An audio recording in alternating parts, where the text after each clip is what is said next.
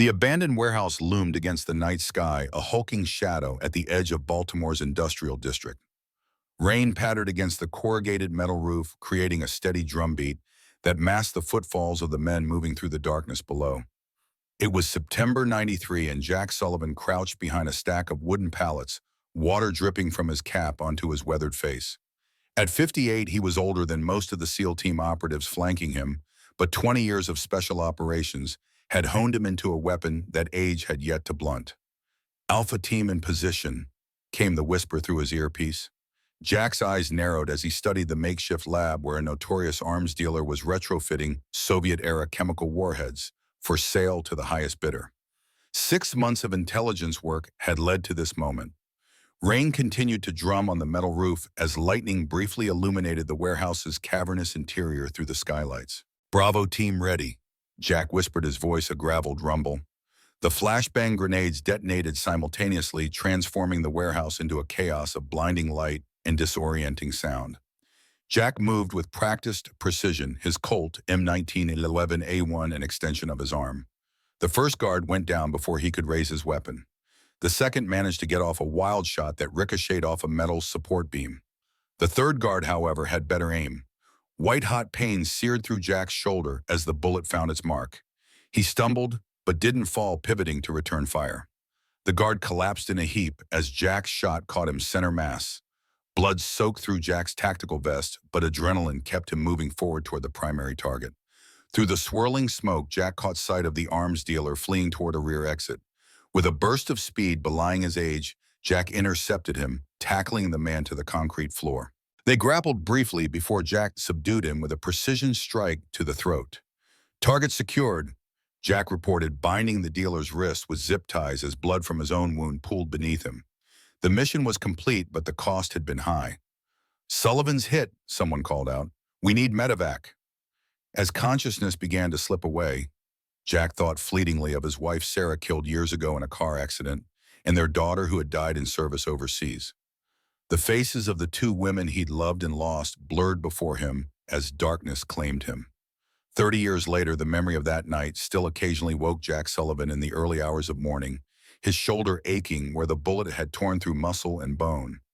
Now 88, with a full head of silver hair and a body that remained remarkably fit despite its years, Jack sat on the porch of his modest Pinewood home, watching the sunrise paint the eastern sky in hues of gold and amber. The small town of Pinewood had been his home for 3 decades, ever since he traded in his role with Naval Special Warfare for a quieter life in local law enforcement. Even then, he couldn't quite leave behind his instinct to protect. Now, after 30 years as a respected police officer in this tight-knit community, retirement loomed just 1 week away.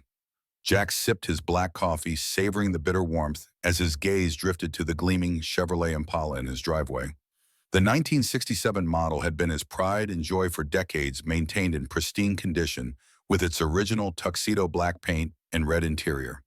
In a world of constant change, the Impala represented permanence, something Jack had found precious little of in his long life.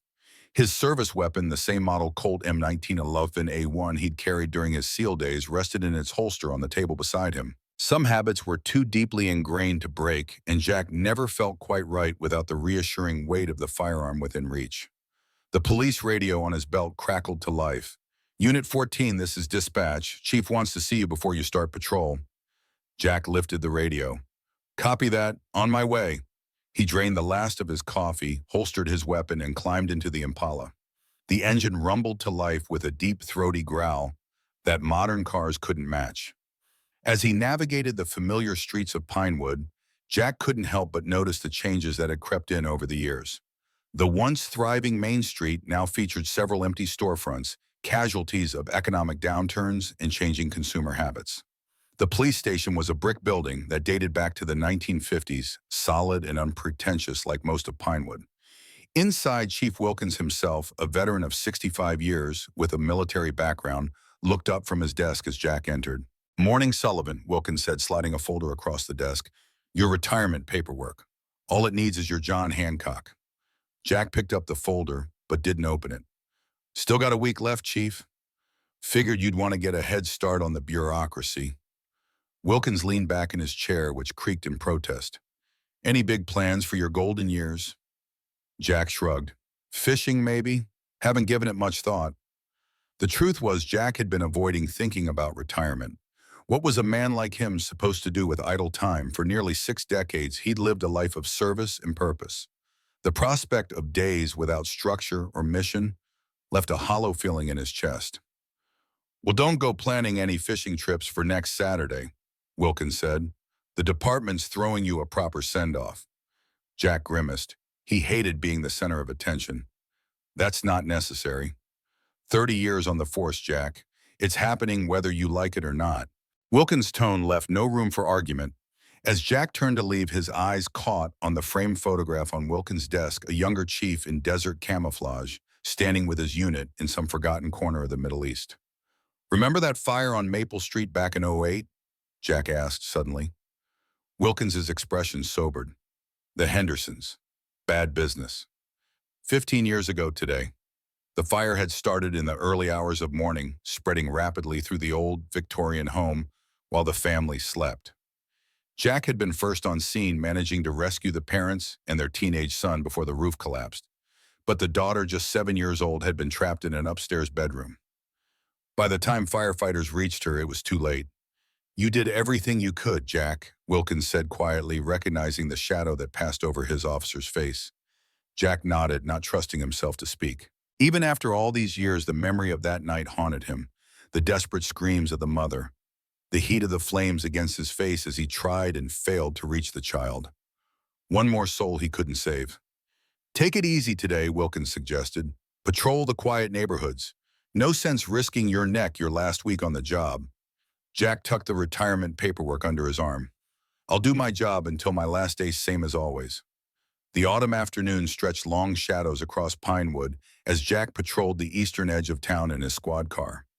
This area had once been middle-class housing, but economic hardship had transformed parts of it into neglected properties, where hope seemed to have packed up and left along with former residents.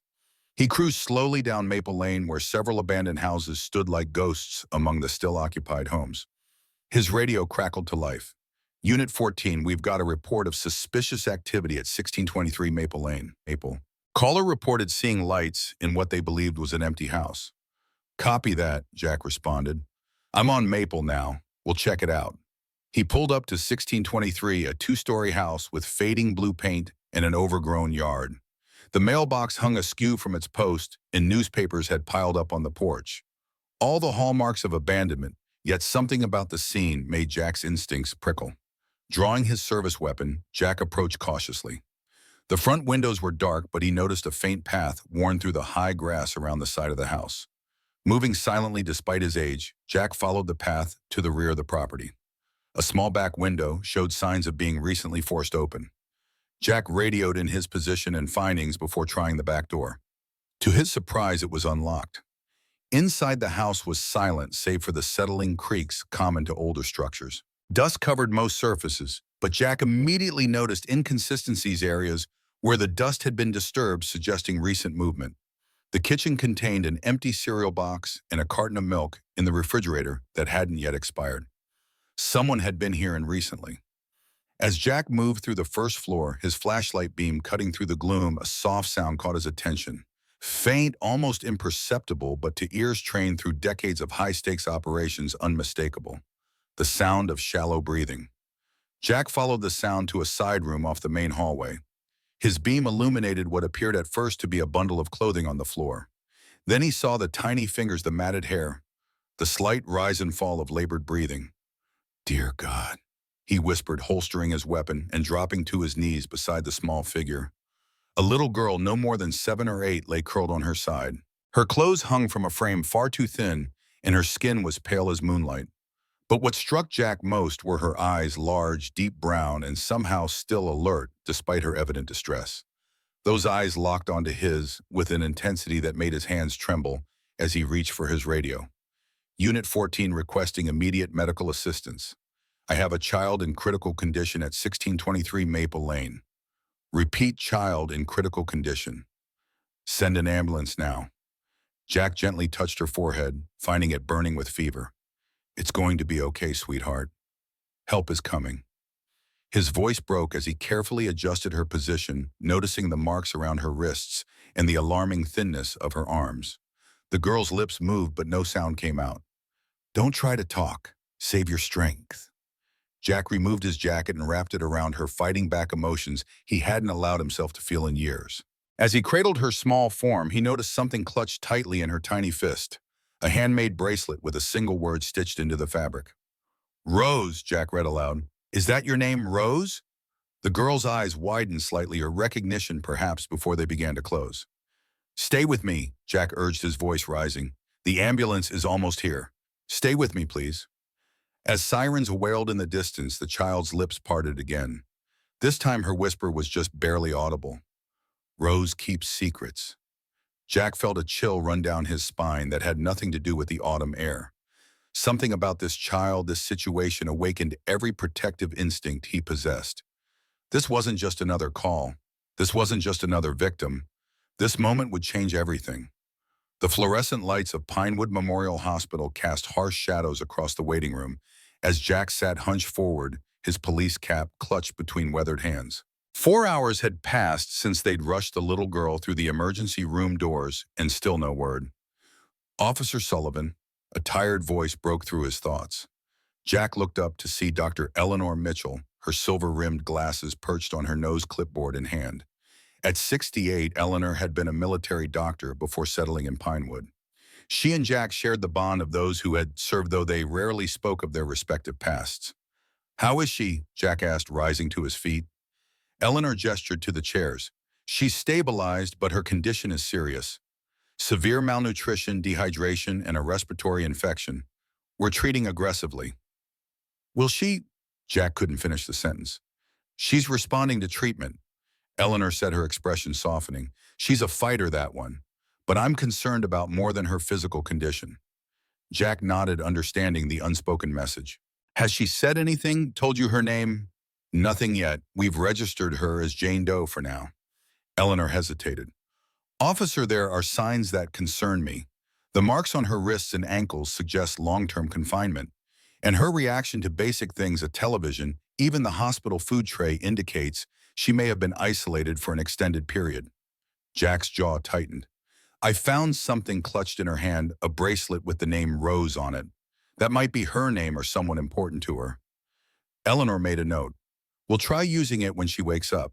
And Jack, there's something else. One of our newer nurses, Sarah, has been spending extra time with the girl. Nothing unusual about that except—" "Except what?" "I caught her taking photos of the child on her phone. When I questioned her, she said it was for the medical record, but we have protocols for that. It didn't sit right." Jack frowned. "What's this nurse's full name?" "Sarah Winters. She's been with us about 6 months. Good nurse, keeps to herself." Eleanor glanced at her watch. "She's on shift now if you want to observe her. Just be discreet." "When can I see the girl?" "She's sleeping now. Come back tomorrow morning." As Jack walked through the hospital parking lot, his mind raced with questions. Who was this child? Where had she come from? Why had she been left alone, and what secrets did the mysterious Rose keep? The pieces didn't fit together yet, but Jack had spent a lifetime assembling puzzles with missing pieces. This one felt different, though, more urgent, more personal, as if the universe had placed this child in his path for a reason. His phone rang as he reached his car. It was Chief Wilkins. "Sullivan, what's this I hear about you finding the kid?" Jack slid into the driver's seat. "Little girl severely neglected, found at an abandoned property on Maple Lane. She's at Pinewood Memorial now. Condition serious but stable. Social services been notified. Hospital's handling that. She's in no condition for questioning yet." A pause on the line. "Look, Jack, I know you're heading out soon. Don't get too invested in this one. Standard protocol. File your report. Let the system handle it." Jack watched raindrops begin to spatter against his windshield. She was holding a bracelet with the name Rose on it. "I'm going to check property records on that house tomorrow, see if I can track down family." A heavy sigh from Wilkins. "Just remember, you're retiring in a week. Don't make it complicated." But as Jack drove through the darkening streets, he knew it was already complicated. Something about those eyes. They reminded him of someone, of the child he couldn't save from the fire, Of his own daughter lost years ago. This time would be different. This time he wouldn't fail. The next morning, Jack returned to the hospital with a small stuffed bear he'd picked up from the gift shop. When he entered the pediatric ward, a young nurse with auburn hair tied back in a ponytail approached with a warm smile. The name tag on her scrubs read, Sarah Winters. Officer Sullivan, she greeted him. Dr. Mitchell said you might come by. Our Jane Doe is awake, but her smile faltered. She's not responding much to anyone. Jack studied the nurse's face carefully, looking for any signs of deception or concern, but saw only professional compassion. Is it all right if I see her? He asked. Sarah nodded. Of course. But Dr. Mitchell suggested you might want to leave your uniform jacket and badge here. The girl seems frightened by uniforms. Jack removed his badge and jacket, tucking them under his arm, before following Sarah to a small room where the girl sat propped up in bed, her thin frame nearly lost among the blankets. Her eyes, those same deep brown eyes, darted to him instantly, then to the bear in his hand. Hi there, Jack said, gently approaching the bed slowly. Remember me? I found you yesterday. I brought you something. He placed the bear at the foot of the bed, careful not to move too quickly. The girl stared at him, unblinking. I was wondering if your name is Rose. Jack tried them. Is that your name, sweetheart? Something flickered in her eyes, not recognition of the name, but something else. Her gaze shifted to the bracelet now resting on the bedside table. Is Rose someone you know or something important to you? Jack asked softly. The girl's lips parted slightly, but no sound emerged. Sarah whispered from behind him. That's the most response we've gotten from her all morning. Jack sat in the chair beside the bed, instinct telling him not to push further. Instead, he began to talk quietly about simple things, the weather, the friendly squirrel he'd seen on the hospital grounds, the kind nurses. As he spoke, he noticed the girl's shoulders gradually relaxing, her fingers loosening their grip on the blanket. When he finally stood to leave, promising to return, the girl's hand suddenly moved a small, quick gesture toward the bracelet. Jack paused. I'll help you find out what happened, little one, he said softly. I promise. In the hallway outside, Jack spotted Sarah at the nurse's station typing something on her phone. She quickly put the device away when she noticed him approaching. Has she responded to anyone else? Jack asked. Sarah shook her head. Not really. Dr. Mitchell thinks she might have experienced trauma that's left her unwilling or unable to communicate verbally. How long are you on shift today?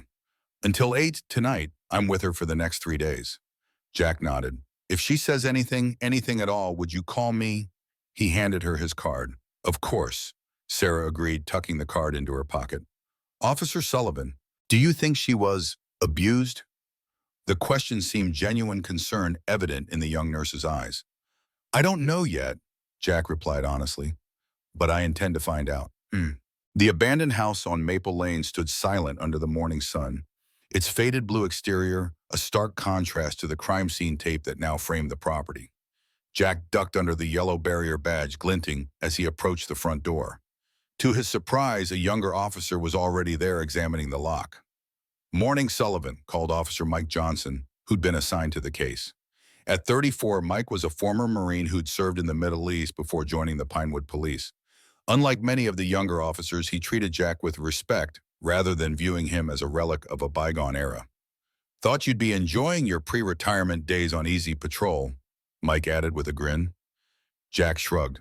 Just following up, the girl's condition is still critical. Well, we've done the preliminary sweep. Mike flipped through his notepad. No signs of forced entry except the back window, which seems recent. No evidence of other occupants. Honestly, looks like she might have been homeless seeking shelter. Jack's instincts told him otherwise. Mind if I take another look around? Be my guest. I'm heading back to the station. Mike handed him a pair of gloves. Sometimes I think you forget you're almost retired. When Mike's car disappeared down the street, Jack stood in the doorway, taking in the house with fresh eyes. Dust covered most surfaces, but as he moved through the living room, subtle details caught his attention. A couch with a depression in one cushion. A shelf with spaces where items had recently sat, leaving dust-free rectangles. Someone was living here, Jack muttered to himself. The kitchen told a more revealing story. Opening the refrigerator, Jack found what the initial investigation had missed. A container of milk expired just 1 week ago. In the cabinet, a box of children's cereal half empty. These weren't signs of abandonment from months or years past. Jack moved methodically through the house, documenting everything with his phone camera. Upstairs, the bathroom contained a toothbrush, a small comb with strands of dark hair. In what appeared to be the master bedroom, he found an unmade bed and women's clothing in the closet, all pointing to recent occupation. But it was the second bedroom that sent a chill down his spine. The door was locked from the outside with a sliding bolt. Jack stared at the lock, his heart pounding. After photographing it, he carefully slid the bolt open and pushed the door inward. The room was sparse, a small bed with thin blankets, a lamp, a few children's books stacked neatly in the corner. What struck Jack weren't the meager possessions but the contrast. While the rest of the house showed neglect, this room was meticulously maintained. The bed was made with hospital corners. The books were arranged by size. On the wall hung a child's drawing, a stick figure of a girl holding what appeared to be a doll with the sun shining above them. In crude lettering across the top, "Me and Rose." "Not her name," Jack whispered, photographing the drawing. "Her doll." As he turned to leave, something caught his eye, a small piece of paper peeking out from beneath the bed. Kneeling down, Jack retrieved what turned out to be a photograph, creased and worn from handling. It showed a woman with haunted eyes holding an infant wrapped in a pink blanket. The woman's smile seemed forced, her gaze distant. Jack flipped the photo over. Written in faded ink, "Catherine and Lily May, 2016. "Lily," Jack repeated softly. Could this be the girl's real name? In the hallway, Jack noticed something he'd initially overlooked, a calendar hanging on the wall. The days were crossed off methodically until October 3rd, just 5 weeks ago. Next to that date, a single word was written: medicine. Jack's phone rang, startling him in the silence of the house. It was Sarah, the nurse. "Officer Sullivan, I thought you should know. Our Jane Doe just spoke her first word." Jack's grip tightened on the phone. "What did she say?" It wasn't very clear, but it sounded like mama. "She became agitated afterwards, so the doctor gave her a mild sedative. She's resting now." "I'm on my way," Jack said, already moving toward the exit.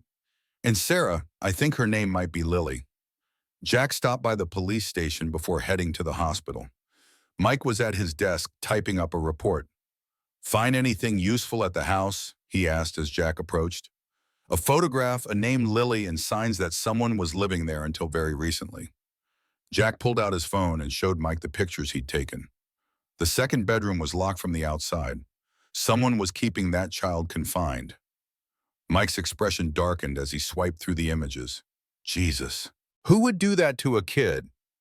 "I need you to run a background check," Jack said, handing Mike a note with the name Catherine written on it. "Look for any Catherine associated with that address, possibly with a daughter named Lily born around 2016. "On it," Mike promised. "Where are you heading now?" "Back to the hospital. The girl Lily just spoke for the first time." Mike nodded. "Keep me posted. And Jack, if this is as bad as it looks, we're going to need to bring in Child Protective Services sooner rather than later." "Let's identify her first," Jack suggested. "Make sure we're connecting her to the right services." The truth was, Jack wanted to delay involving the system until he had a clearer picture. He'd seen too many children get lost in bureaucracy over the years, their individual needs overlooked in favor of procedural efficiency. At the hospital, Jack found Dr. Mitchell outside Lily's room reviewing a chart. "How is she?" he asked. "Physical condition improving," Eleanor replied, "but she's still extremely withdrawn. Sarah mentioned she spoke one word, mama. Has she said anything else?" Eleanor shook her head. "Not a peep since then, but that's progress. It suggests she can speak but is choosing not to." "I found a photograph at the house," Jack said, showing Eleanor his phone. "I believe her name is Lily, and this woman, Catherine, might be her mother." Eleanor studied the image. "The resemblance is there. Have you found any record of this Catherine?" "Working on it. May I see her, Makatina?" "Of course, she's been asking for you in her way." Jack raised an eyebrow. "Her way. She keeps looking at the door every time someone walks by, and she won't let go of that bear you brought her." Inside the room, Lily was sitting up in bed, the stuffed bear clutched tightly to her chest. When she saw Jack, something changed in her expression, not quite a smile, but a softening, a recognition. "Hello, Lily," Jack said softly. The girl's eyes widened at the name. "That's right. I think your name is Lily. Is that correct?" A slight, almost imperceptible nod. Jack felt a surge of hope. "And the lady in this picture," he said, showing her his phone, "is this your mama?" Lily stared at the photograph for a long moment, then nodded again more definitively this time. "Where is your mama now, Lily?" Jack asked gently. Lily's eyes filled with tears. She shook her head slowly, then raised one small hand toward the ceiling. The message was clear, even without words. Catherine was gone. Dead, or at least gone somewhere Lily couldn't reach. "I'm so sorry, sweetheart," Jack said, his voice thick with emotion. "Can you tell me what happened?" Lily stared at him, tears rolling silently down her cheeks, but offered no further communication. "That's okay," Jack assured her. "You don't have to talk until you're ready." He pulled the chair closer to her bed and sat down. "Would it be all right if I read you a story?" Lily nodded, and Jack picked up one of the children's books the hospital had provided. As he read about a brave little rabbit who had lost its way in the forest but ultimately found its home, Lily's body gradually relaxed. By the time he finished the story, her eyelids were drooping. "I'll come back tomorrow, Lily," Jack promised as he stood to leave. As he reached the door, a small voice stopped him in his tracks. "Rose?" Jack turned back. Lily was pointing at the bracelet on her bedside table. "Rose keeps secrets," she whispered, her voice barely audible. "What kind of secret does Rose keep?" Jack asked, keeping his tone gentle despite his racing heart. Lily shook her head, eyes already closing from exhaustion. "Important ones," she murmured before drifting off to sleep. Jack's phone rang as he walked through the hospital parking lot. It was Mike. "Sullivan, you're going to want to hear this. I found a Catherine Reed who purchased that house on Maple Lane 7 years ago. Paid cash, which is unusual for that neighborhood. Any record of a daughter named Lily? That's where it gets strange. No birth certificate, no school enrollment, no pediatric records. It's like the kid doesn't officially exist." Jack frowned. "That's not possible. Every child has a birth certificate." "Unless the birth was never registered," Mike pointed out. "It happens more often than you'd think, especially with people trying to stay off the grid." "What else did you find on Catherine Reed?" "Not much. No employment history I can find. But I did locate one police report from 9 years ago, a domestic disturbance call involving Catherine Reed and a man named Richard Blackwood. She declined to press charges." "Any idea what happened to her?" The little girl indicated her mother might be deceased. "Nothing in our system, but I'm still looking." "There's one more thing, though," Mike added, his voice taking on a more serious tone. "I got a call from County Child Protective Services. They're sending someone over tomorrow to evaluate Lily's case." "That was fast," Jack remarked, surprised by the system's sudden efficiency. "Too fast, if you ask me. The request came from the deputy director himself, a guy named Richard Blackwood." Jack stopped in his tracks, the name connecting in his mind. "The same Richard Blackwood from the domestic disturbance call. Looks that way. He's requesting immediate transfer of the child to a specialized facility for evaluation." An uneasy feeling settled in Jack's stomach. Something's not right about this. "Can you dig deeper into Blackwood? Find out how long he's been with CPS, his background, anything unusual?" "Already on it. In the meantime, what do you want to do about tomorrow?" Jack considered his options. "I need to speak with Judge Harper. See if we can get a temporary stay on any transfer until we know more about Lily's situation." The retired judge, what can he do? "He still has connections and he owes me a favor." "Keep digging, Mike. I'll be in touch." As Jack ended the call and climbed into his car, the pieces were beginning to form a disturbing picture. A mother and child living off the grid, a locked room, a man from their past now in a position of authority over vulnerable children. And somehow at the center of it all, a doll named Rose that kept secrets. He started the engine of his Impala, the familiar rumble providing little comfort as he navigated back toward the station. 1 week until retirement, and he'd stumbled into what might be the most important case of his career. Chief Wilkins had warned him not to make it complicated, but Jack had a sinking feeling that this was just the beginning of a very complicated situation indeed. That evening, Jack sat in his living room, case files spread across his coffee table. He'd pulled every scrap of information they had on 1623 Maple Lane, Catherine Reed, and Richard Blackwood. It wasn't much, but patterns were emerging. Catherine Reed had purchased the house 7 years ago, shortly after the domestic disturbance incident with Blackwood. No mortgage paid in cash, unusual for someone with no apparent source of income. Blackwood, meanwhile, had risen through the ranks of County Child Protective Services over the past 8 years, now serving as deputy director with considerable influence over case assignments and placements. Jack's phone rang, interrupting his thoughts. It was Judge Harper. "Sullivan," the old judge's gravelly voice greeted him. "Mike Johnson filled me in. Sounds like you've stepped in it again." At 75, William Harper had retired from the bench 5 years earlier, but he still maintained connections throughout the county's legal system. He and Jack had a long history dating back to a case early in Jack's police career when he provided key evidence that helped Harper convict a particularly vicious criminal. "I need your help, Bill," Jack said. "Something about this situation feels wrong. A child with no official records, a mother who's disappeared, and a potential abuser now in a position of authority," Harper summarized. "I'd say that's more than just wrong. Blackwood has filed for immediate custody transfer. Can you help delay it? I can make a call to Judge Ramirez. She's handling emergency placement cases this month. But I'll need something concrete, Jack, a legitimate reason to intervene. The child only spoke for the first time today. She's traumatized, malnourished. Moving her now could be detrimental to her recovery. That might buy you 48 hours at most," Harper warned. "After that, you'll need something more substantial if you want to keep her out of the system." "I'm working on it. Be careful, Jack. If Blackwood is what you suspect, he won't appreciate interference." After ending the call, Jack returned to his files, determined to find a connection he might have missed. Around midnight, exhaustion finally overcame him, and he drifted off on the couch, files still scattered around him. His dreams were troubled visions of the house fire from 15 years ago, the small child he couldn't save now, wearing Lily's face. In the dream, he ran toward her through endless, burning corridors, never able to reach her before the flames consumed everything. Jack awoke with a start as his phone rang. The clock read 3:17 a.m. It was Mike Johnson. "Sullivan, you need to get to the hospital now." Mike's voice was urgent. "Someone just tried to remove Lily." Fully alert in an instant, Jack was already reaching for his keys. "What happened?" Night security caught a man and woman trying to take her from her room. They had paperwork, looked official, but something seemed off to the guard. They fled when questioned. Hospital called it in. "Is Lily all right?" "Shaken but physically unharmed." "I'm heading there now."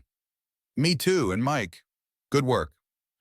Jack drove through the deserted streets of Pinewood, his mind racing.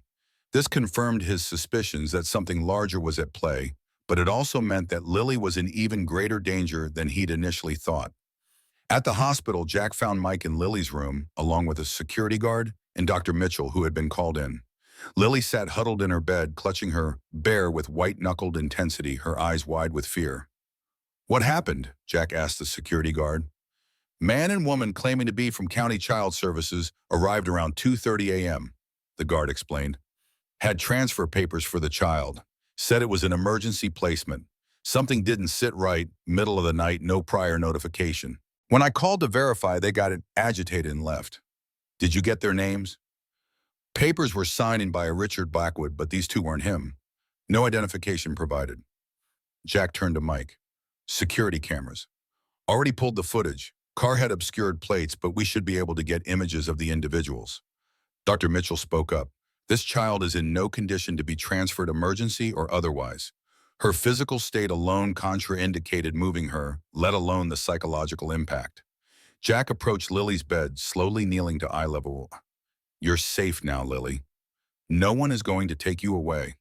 The little girl stared at him, then at the door, her body trembling slightly. "Bad people," she whispered, her voice barely audible. "They want Rose." Jack exchanged glances with Mike. It was the most Lily had spoken at once, and it confirmed their suspicions that the doll, or what it represented, was central to whatever was happening. "Do you know the bad people, Lily?" Jack asked gently. Lily shook her head, then nodded, then shook it again, confusion evident in her expression. "It's okay," Jack reassured her. "We'll figure it out together." Dr. Mitchell cleared her throat. "She needs rest, gentlemen, and I'm prescribing a private security detail outside this room until further notice."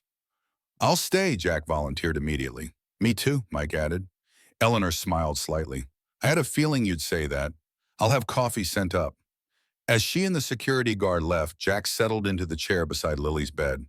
The girl's eyes were still wide with fear, darting to the door at every sound from the hallway. "Try to sleep, Lily," Jack encouraged her.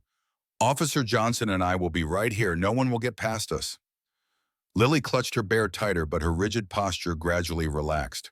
Eventually, her eyelids drooped and she fell into an uneasy sleep. "What do you make of this?" Mike asked quietly once Lily was asleep. "Middle of the night transfer attempt. That's not standard protocol for any child services agency I know of." Jack shook his head. "Someone's desperate. The question is, what are they after?" The girl mentions Rose, her doll, keeping secrets. What kind of secrets would justify this level of risk? "I've been doing some digging into Blackwood," Mike said, keeping his voice low. "His rise through CPS has been meteoric, almost like someone was clearing the path for him. And there have been complaints, nothing that's stuck, but several families have claimed irregularities in their cases when he was involved." "We need to find that doll," Jack decided. "Lily says it keeps secrets.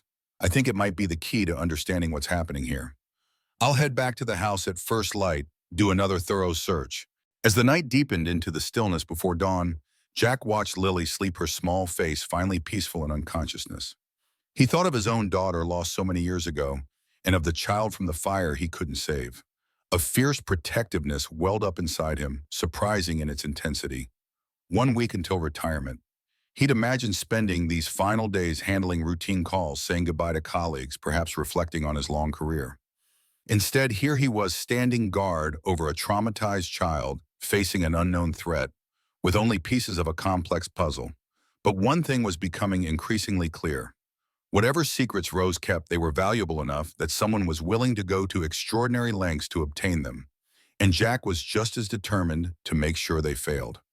Outside the hospital window, the first pale light of dawn began to creep over the horizon, illuminating a new day and the challenges it would bring. Jack Sullivan, with 1 week left on the force, settled deeper into his chair, his hand resting near his service weapon, ready for whatever came next. The morning light filtered through the dense pines surrounding Jack Sullivan's cabin, painting dappled shadows across the weathered porch. Located an hour's drive north of Pinewood, the rustic structure stood as a testament to a simpler time: hand-hewn logs stacked and sealed with precision, a sturdy stone chimney rising from the steep pitched roof. Jack had built this sanctuary with his own hands, after leaving active service, a place where the ghosts of his past seemed less insistent. Now, as he guided his Impala down the narrow dirt road leading to the clearing, the cabin represented something else entirely. Safety for a child whose very existence seemed threatened by forces Jack was only beginning to understand. "Is this where you live?" Lily asked from the back seat, her small face pressed against the window. It was the first complete sentence she'd spoken without prompting, and Jack couldn't help but smile. "Sometimes," he answered, catching her eye in the rearview mirror. "It's my quiet place." Beside him, Jessica Reed, formerly Nurse Sarah Winters, clutched her bag tightly, her eyes scanning the surrounding forest. The truth of her identity had emerged during a tense confrontation at the hospital just hours earlier, after Jack had confronted her about the photographs she'd been taking of Lily. "They're watching the main roads," Jessica said quietly, checking her phone for the 5th time since they'd left Pinewood. "Blackwood has connections everywhere." Jack nodded grimly as he brought the Impala to a stop before the cabin. "No signal up here. That's intentional." The three of them had fled the hospital just before dawn after Judge Harper's emergency intervention had temporarily blocked Blackwood's custody claim. Harper couldn't hold them off for long, 48 hours at most, but it had given Jack the window he needed to move Lily to safety. As they stepped from the car, the forest embraced them with its early autumn symphony, the soft rustling of leaves, bird song, the distant gurgle of the creek that ran behind the cabin. Jack watched as Lily took in her surroundings, her eyes widening with what appeared to be recognition. "Trees like in the picture," she whispered. Jessica knelt beside her. "What picture, sweetheart?" "The one Mommy drew, of our safe place, boy." Jack and Jessica exchanged glances. Another piece of the puzzle. "Let's get inside," Jack suggested, retrieving their hastily packed bags from the trunk. "We've got a lot to talk about." The cabin's interior was simple but comfortable: an open living area with a stone fireplace, a small kitchen, and 2 bedrooms. Hunting rifles and fishing gear hung on the walls alongside photographs of Jack's younger days in the service. A bookshelf sagged under the weight of well-worn volumes: military history, wilderness, survival guides, and dog-eared paperback mysteries.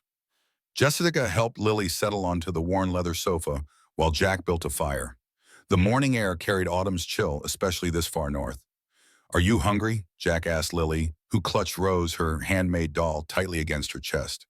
The doll had been recovered from the house on Maple Lane by Mike Johnson, who'd continued searching after Jack and Jessica had taken Lily from the hospital. Lily nodded, her eyes fixed on the growing flames in the fireplace. "I'll make something," Jessica offered, moving toward the kitchen, where Jack had pointed out the well-stocked pantry. Like most veterans, Jack believed in being prepared that cabin's food supplies could last months if needed. As Jessica busied herself preparing a simple breakfast, Jack sat across from Lily, choosing his words carefully. "Lily," he began, "we need to understand what happened to you and your mother. Can you tell me about Catherine, about your mom?" The girl's gaze remained on the fire, but her small voice emerged steady. "Mommy got sick. She said the medicine stopped working." Her fingers worked nervously at the seam of Rose's dress. "She said we had to hide because the bad man would come." "Was the bad man named Richard?" Jack asked gently. "Richard Blackwood." Lily nodded, a visible shudder passing through her tiny frame. "He wants Rose. Mommy said Rose keeps secrets that would make him go away forever." Jack leaned forward, careful to maintain a non-threatening posture. "What happened after your mom got sick?" "Lily, where did she go?" Tears welled in the child's eyes. "She went to sleep and didn't wake up. I tried to wake her up, but she was cold." Her voice dropped to a whisper. "I stayed with her for 2 days before I got hungry. Then I looked for food, but it was all gone." Jessica had paused her breakfast preparations, listening from the kitchen, her own eyes glistening. "You're very brave, Lily," Jack said, his voice thick with emotion. "Did anyone else come to the house after your mom, after she went to sleep?" Lily shook her head. "Mommy said not to open the door for anyone, not to make noise, to stay hidden until the good person came." Her eyes, suddenly intense, locked onto Jack's. "She said I would know the good person because they would be kind and they would understand about Rose." Jack felt a chill that had nothing to do with the morning temperature. Catherine Reed had somehow known, or at least hoped, that someone would find her daughter. Had she been watching him as he'd patrolled the neighborhood for years? Had she selected him specifically as Lily's protector? The implications were both disturbing and humbling. "Lily!" Jessica called from the kitchen, her voice deliberately light. "How do you like your eggs scrambled?" The momentary distraction gave Jack time to collect his thoughts. They needed more information, but pushing Lily too hard could be traumatic. The doll Rose was clearly key to understanding what Catherine had been hiding from Blackwood. But how to access whatever secrets it contained without frightening Lily further, the answer would have to wait. For now, establishing trust and safety took priority. After breakfast, Jack stepped onto the porch to call Mike on the satellite phone he kept for emergencies, one of the few reliable communication methods this far from cell towers. "Sullivan," Mike answered on the first ring. "Thank God." "Where are you? Somewhere safe," Jack replied, deliberately vague despite his trust in Mike. "What's happening there?" "All hell's breaking loose. Blackwood's filed a formal complaint alleging kidnapping. Chief Wilkins is running interference, saying you're on approved leave, but it won't hold for long. There's an APB out for you, Jessica Reed, and the child." Jack absorbed this with grim resignation. He'd known there would be consequences. "What about the house on Maple Lane? Any sign of Catherine Reed's body?" "That's the strange part," Mike said, lowering his voice. "We did a thorough search based on Lily's statement. Nothing. No body, no evidence of death on the premises. But we did find something else, a hidden compartment under the kitchen floorboards. Empty, but recently used." Jack's mind raced with possibilities. Had someone removed Catherine's body, or had she not died there at all? "Keep digging," Jack instructed. "Focus on Blackwood. I need everything you can find: professional history, personal connections, financial records. If he's involved in something bigger than just Lily, there will be traces." "Already on it. I've been talking to other child welfare workers quietly. There are rumors, Jack, cases where children with substantial inheritances or trust funds were placed under state guardianship with Blackwood's direct involvement, the money disappearing into administrative costs." Jack's jaw tightened. How widespread? Hard to say. These cases span multiple counties. It's like a spider's web with Blackwood at the center. Keep pulling threads, Jack said. And Mike, watch your back. These people already tried to snatch Lily from a hospital. They won't hesitate to eliminate obstacles. After ending the call, Jack stood on the porch for several minutes watching the wind rustle through the pines. 30 years in law enforcement had taught him to recognize patterns, and a disturbing one was emerging. Blackwood wasn't just after Lily, he was part of a systematic operation targeting vulnerable children with financial assets. The question was, how high did it go? And what evidence had Catherine Reed collected that made her and Lily targets? Inside, he found Jessica and Lily sitting at the small kitchen table, Rose propped between them like a third participant in their quiet conversation. Lily was just telling me more about Rose, Jessica said, her eyes communicating to Jack that something significant had been shared. Rose was a present when I was born, Lily explained, stroking the doll's yarn hair. Mommy made her special. She said as long as Rose was with me, part of her would be too. Jack sat down, noticing how Lily's demeanor had shifted. She seemed more animated when discussing the doll, as if Rose represented a connection to happier times. Your mom sounds like a very special person, Jack said. Lily nodded emphatically. She was smart. She knew things. That's why the bad man was afraid of her. Jessica placed a gentle hand on Lily's shoulder. What kind of things did she know, sweetheart? Lily looked down at Rose, then back at the adults. Names, she whispered. Names of children like me. Children the bad man took away. Jack and Jessica exchanged alarmed glances. This was no longer just about one child and a potential inheritance. If Catherine Reed had been documenting a pattern of child exploitation, the stakes were considerably higher than they'd initially believed. Lily, Jack said carefully, did your mom hide these names somewhere, perhaps with Rose? The little girl clutched the doll closer. Rose keeps secrets. She repeated the phrase now, taking on new meaning. Mommy said only to show them to the good person when it was safe. Before Jack could press further, a sound from outside froze them all in place, the distinctive crunch of tires on gravel. Stay here, Jack instructed, moving swiftly to the window. Through the trees, he could make out a dark SUV approaching slowly up the dirt road. Not Mike's vehicle, and certainly not anyone who should know their location. Jack's hand moved automatically to his service weapon. Jessica, take Lily to the back bedroom. There's a trap door under the rug leading to a root cellar. Go now. Jessica didn't hesitate, gathering Lily and Rose in one fluid motion and disappearing down the hallway. Jack positioned himself beside the front door, drawing his Colt M1911 A1 and checking the chamber with practiced efficiency. Decades of training had prepared him for moments like this. Moments when threats materialized and decisions had to be made in split seconds. The SUV stopped 50 yards from the cabin, its engine idling. Through the window, Jack could see two men inside, both wearing dark clothing. Neither made a move to exit the vehicle. Surveillance, Jack realized. They'd found the cabin, but weren't certain of its occupants. The question was, how had they followed them from Pinewood? Or had Jessica's phone been tracked before they'd left cellular range? Jack weighed his options. He could confront the observers directly, potentially triggering a dangerous confrontation with Lily present. Or he could wait, allow them to report back to Blackwood, and use the time to relocate. Neither choice was ideal. A third option materialized when the distinct sound of an approaching vehicle echoed through the trees, another car coming up the road.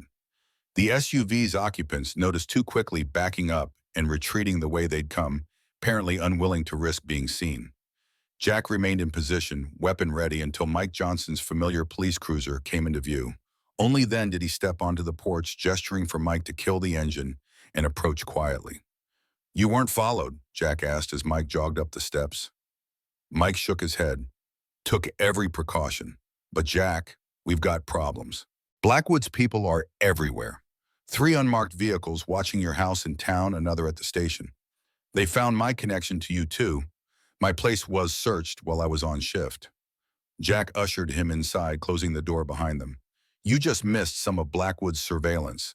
Black SUV, 2 occupants retreated when they heard your car. Mike's expression darkened. How the hell did they find this place? That's what I'd like to know, Jack replied, holstering his weapon. Jessica, it's safe. Mike's here. Jessica emerged from the back room, Lily half hidden behind her. The child's eyes darted nervously between the adults. I've got something, Mike said, patting the messenger bag slung over his shoulder. Records on Blackwood going back 15 years, including his transition from private practice to Child Protective Services, plus financial documents showing irregular patterns in accounts connected to children under state guardianship. How did you get those? Jessica asked, impressed. Let's just say not everyone in the department is happy with how things have been running. Mike glanced at Jack. Chief Wilkins is officially ordering you to stand down, but unofficially he told me to give you this. Mike handed Jack a folded piece of paper. On it in Wilkins's distinctive scrawl was a single name, David Henderson, followed by an address. Who's Henderson? Jessica asked, peering over Jack's shoulder. Former social worker, Jack replied. Retired now. According to this, he handled Catherine Reed's case before Blackwood took over. Henderson might have answers about Catherine's investigation, Mike suggested. But approaching him is risky. Blackwood's people will be watching anyone connected to the case. Jack folded the paper and tucked it into his pocket. We need those answers. If Catherine documented other cases like Lily's, that evidence could expose whatever operation Blackwood's running. Jessica's face showed concern. But we can't leave Lily unprotected, and we can't take her with us to meet Henderson. It's too dangerous. Jack considered their limited options. Mike, I need you to take Jessica to meet Henderson. I'll stay with Lily. The fewer people who know our location, the better. I should stay with Lily, Jessica protested. I'm her family. Henderson knew Catherine, Jack countered.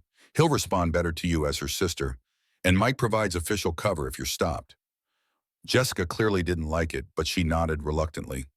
We'll need to be quick. Those men in the SUV will be back probably with reinforcements. I've got a better defensive position here than anywhere else, Jack assured her, and I'm not exactly inexperienced with hostile situations. Mike checked his watch. Henderson lives about 40 minutes from here. If we leave now, we can be back before dark. As Jessica prepared to depart, she knelt before Lily, who had remained unusually quiet during the adults' discussion. I'll be back soon, sweetheart, she promised.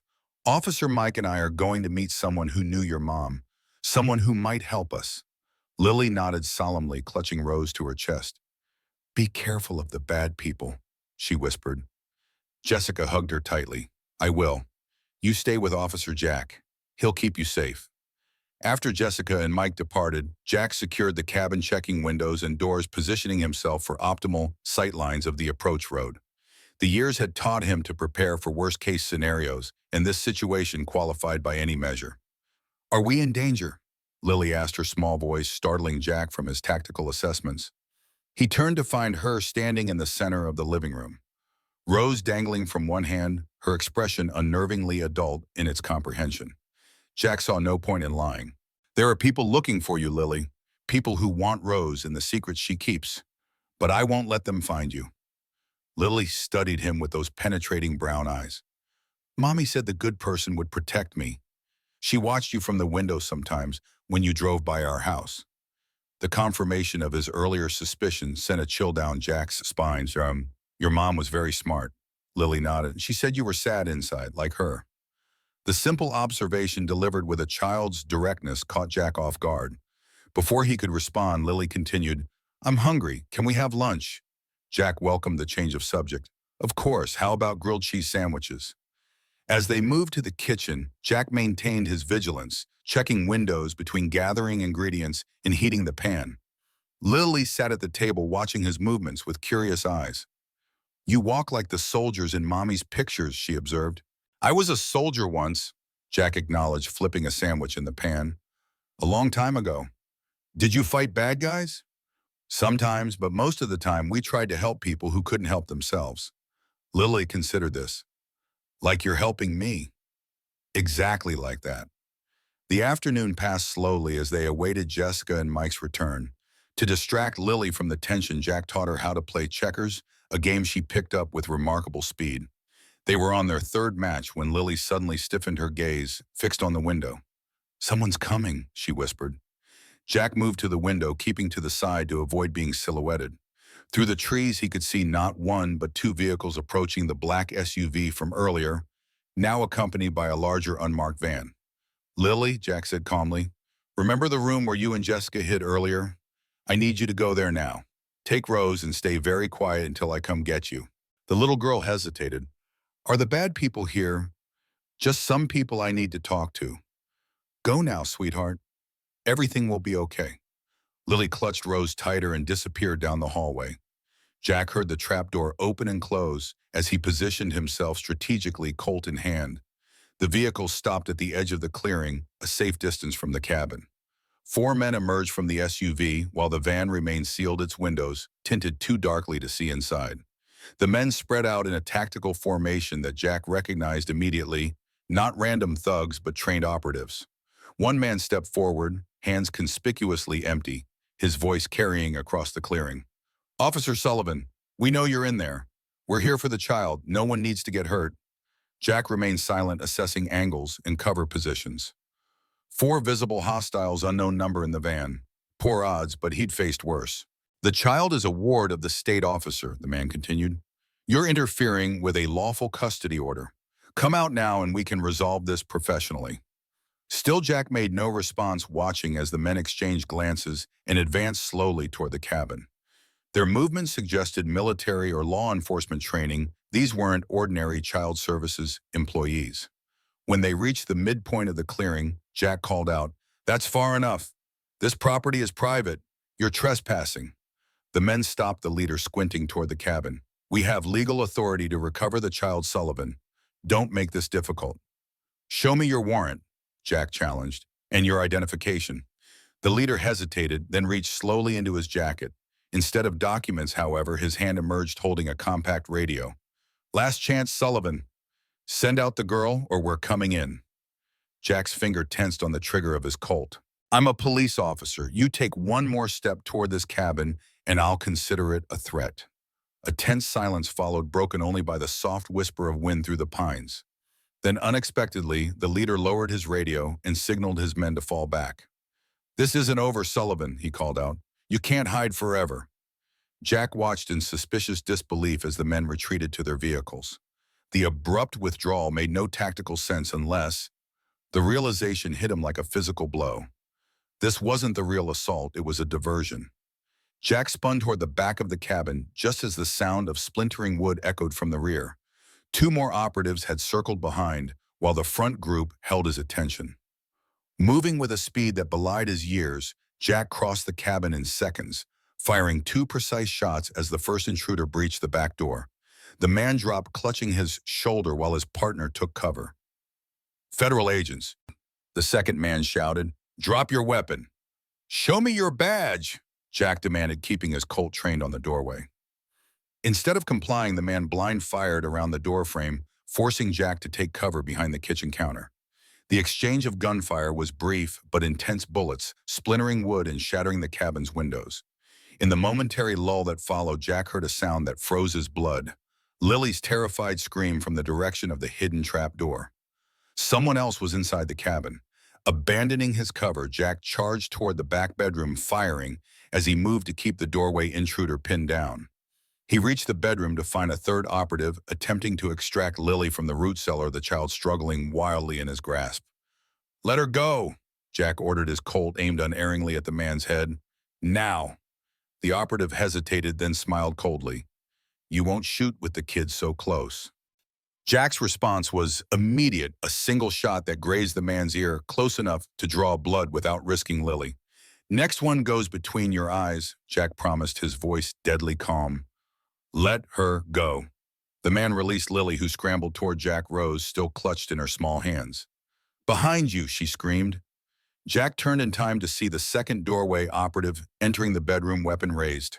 Years of combat training took over as Jack shoved Lily behind him and fired simultaneously with his opponent. Pain exploded in Jack's left shoulder as the bullet found its mark, but his own shot was more accurate, center mass, dropping the intruder instantly. The ear-grazed operative used the distraction to lunge for his fallen comrade's weapon. Jack's final shot caught him in the thigh, incapacitating but not killing. "Lily," Jack gasped, pressing his hand against his bleeding shoulder. "Are you hurt?" The little girl shook her head, her eyes wide with terror, but her body remarkably steady. "Rose is safe," she whispered, showing him the doll still secure in her grasp. "Good girl." Jack managed, fighting against the encroaching darkness at the edges of his vision. He needed to secure the perimeter, check for additional threats, but the blood loss was making movement increasingly difficult. The sound of approaching vehicles reached them through the shattered windows, reinforcements. But for which side? Lily, Jack said, his voice weakening. If those aren't our friends coming, I need you to run. Into the woods, like your mom taught you. Hide until Jessica comes. Lily's small face hardened with determination beyond her years. I won't leave you. Before Jack could argue, the distinctive roar of his own Impala's engine filled the clearing, followed by Mike's voice shouting his name. In here, Jack called the effort, sending fresh waves of pain through his wounded shoulder. Bedroom. Mike appeared in the doorway, service weapon drawn, Jessica close behind him. Their expressions shifted from alarm to horror at the scene before them, Jack bleeding, two wounded operatives on the floor, and Lily standing resolutely beside her protector. My God. Jessica breathed, rushing to Jack's side while Mike secured the intruders. Not as bad as it looks, Jack lied, wincing, as Jessica examined his wound. Clean through and through, she assessed, her nursing training evident. But you've lost a lot of blood. We need to get you to a hospital. No hospitals, Jack insisted. They'll be watching every emergency room in the county. Mike finished zip-tying the conscious operative and joined them. These guys aren't regular law enforcement, he reported, examining their tactical gear. No badges, no identification. Private contractors, if I had to guess. Blackwood's hiring mercenaries now, Jessica asked incredulously. This goes way beyond Blackwood, Mike replied. Henderson told us everything. There's a network of officials involved, judges, administrators, even state-level directors. They've been systematically targeting children with trust funds or inheritances for years, fabricating reasons to place them in state custody, then bleeding their accounts, Drew. Jack grimaced as Jessica applied pressure to his wound. How many children? At least 26 documented cases across 3 counties. Jessica answered, her voice tight with anger. Henderson kept records after he was forced into retirement. Catherine found out and started collecting evidence of her own. That's what's in Rose, Lily piped up, surprising all 3 adults. Names and numbers and pictures, Mommy's evidence. Jack looked at the doll in Lily's hands with new understanding. The secrets Rose keeps, he murmured. Jessica carefully took the doll from Lily, examining it with fresh eyes. There must be a hidden compartment or something. Lily nodded. In her back, Mommy sewed it special.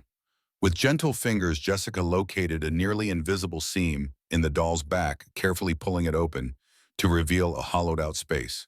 From within, she extracted a small plastic bag containing a USB drive and several folded documents. This is it, she breathed, holding up the drive. Catherine's insurance policy, everything she discovered about the network. Mike pocketed the evidence. This is enough to launch a federal investigation, but we need to get it to someone we trust. And we need to move now before the rest of their team circles back. Jessica finished bandaging Jack's shoulder using supplies from the cabin's first aid kit. Can you travel? She asked him. Jack nodded grimly, forcing himself to his feet despite the pain. No choice. This place is compromised. Where can we go? Jessica asked. They'll be watching your house, my apartment, every hotel in the area. I might know a place, Mike offered. My grandfather's hunting lodge about 3 hours north. It's off-grid, no electronic records connecting it to me. We used to go there when I was a kid, but he passed years ago. It's been sitting empty. Jack considered this. They'll be watching the roads, airport too. We'll take back roads, Mike decided. Change vehicles at my buddy's repair shop in Greenfield. He owes me one, won't ask questions. As they prepared to leave, Jack crouched painfully to Lily's eye level. You were very brave today, he told her. Your mom would be proud. Lily regarded him solemnly. She said you would save me. She was right. Jack felt a lump form in his throat at the simple statement of faith. We're not safe yet, sweetheart, but we will be, I promise. Outside, the forest had grown darker as evening approached, casting long shadows across the clearing. The attackers' vehicles were gone, retreated to regroup, no doubt, and plan their next move. Mike led them to the Impala, now parked behind the cabin, where it couldn't be seen from the approach road. I'll drive, he said, helping Jack into the passenger seat while Jessica settled in back with Lily. As they pulled away from the cabin, Jack cast a final glance at the place that had been his sanctuary for so many years. Like so much else in his life, it was now tainted by violence and loss. But unlike those other losses this time, he had something worth fighting for, a child who needed him, a wrong that needed righting, and perhaps a chance at redemption for his own past failures. The Impala disappeared into the gathering dusk, carrying its fugitive passengers deeper into the northern wilderness, away from Pinewood and the corrupt system that had nearly claimed another innocent victim. Behind them, the cabin stood empty, bullet holes marring its weathered logs, a silent witness to the battle that had been fought there and the war that was just beginning. In the back seat, Lily clutched Rose close, the doll now empty of its physical secrets, but still representing something powerful: her mother's love, her own resilience, and the unlikely bond forming between a wounded old warrior and the child he'd vowed to protect. As darkness fell completely, Jack Sullivan made a silent promise to Catherine Reed, wherever she might be. He would finish what she had started. He would protect her daughter. And he would make sure that Richard Blackwood and his network of child exploiters faced justice for their crimes, even if it was the last thing he ever did. The hunting lodge emerged from the pre-dawn darkness like a ghost, its weathered timber frame barely visible through the thick morning mist that clung to the surrounding pines. After 3 hours of driving circuitous back roads, changing vehicles twice, and constantly checking for pursuit, the small group had finally reached their destination deep in Michigan's northern wilderness. "My grandfather built this place in the 1950s, Mike explained as he killed the engine of the borrowed pickup truck. No electricity, no plumbing, just a wood stove, hand pump for water, and plenty of solitude. Jack surveyed the surroundings with tactical precision, despite the persistent throb in his bandaged shoulder. The lodge stood in a small clearing backed by a steep ridge that eliminated approach from behind. A narrow dirt track provided the only vehicle access, easily monitored from the cabin's front windows. Strategically, it was defensible, better than he'd expected. "It's perfect," he said quietly. In the back seat, Jessica stirred from her light doze, careful not to disturb Lily, who had finally succumbed to exhaustion, her head pillowed on Jessica's lap, Rose clutched tightly even in sleep. "Are we safe?" Jessica whispered. "For now," Jack replied, his voice betraying none of his uncertainty. The truth was, they had bought time, nothing more. Blackwood's resources were considerable, his reach extensive. Eventually, he would find them. Mike retrieved supplies from the truck bed: food, medical supplies, extra ammunition for Jack's Colt, and the satellite phone they'd brought from Jack's cabin. Together, they worked silently to establish their refuge, Mike lighting the wood stove to drive away the morning chill, while Jessica tended to Jack's wound, which had begun bleeding again during their journey. "You need antibiotics," she murmured, cleaning the entry and exit wounds with practiced efficiency, "and proper medical attention." Jack shook his head. "No hospitals." "At least let me give you something stronger for the pain," she insisted, holding up a bottle of prescription-strength painkillers she'd brought from the hospital. "I need to stay alert," Jack argued, though the pallor of his face betrayed the toll his injury was taking. "You need to stay alive," Jessica countered firmly. "Take half the normal dose. It'll take the edge off without compromising your awareness." Jack reluctantly accepted the compromise, swallowing the pills with a grimace. As dawn broke fully over the wilderness, Lily awakened momentarily confused by her strange surroundings. Her eyes darted anxiously until they found Jack, and the tension visibly left her small body. "Are the bad people gone?" she asked, her voice small but steady. "For now," Jack assured her, managing a smile despite his discomfort. "And we're far away from where they can find us."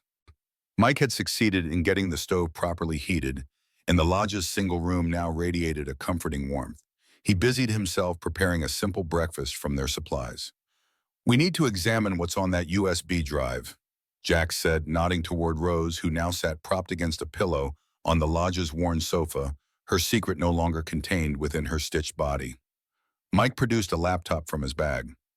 "Battery-powered, no Wi-Fi capability. It can't be traced."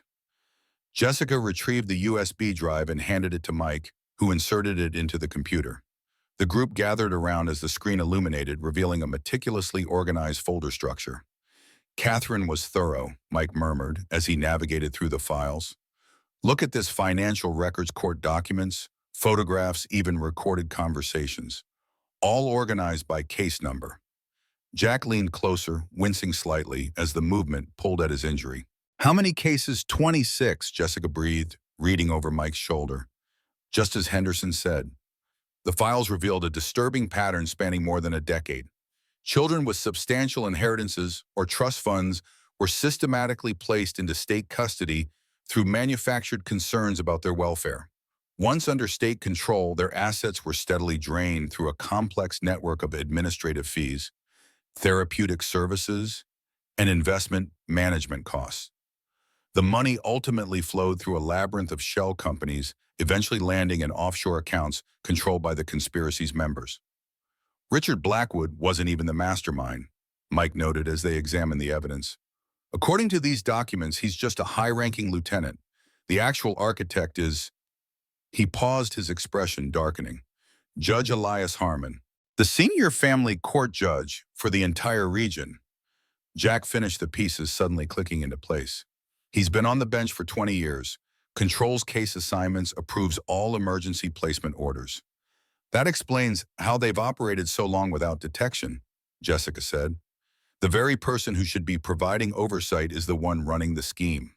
Jack's jaw tightened as he studied a spreadsheet detailing the millions that had been siphoned from vulnerable children over the years. This isn't just financial fraud. These kids were traumatized, separated from their families, their entire lives disrupted, all for profit.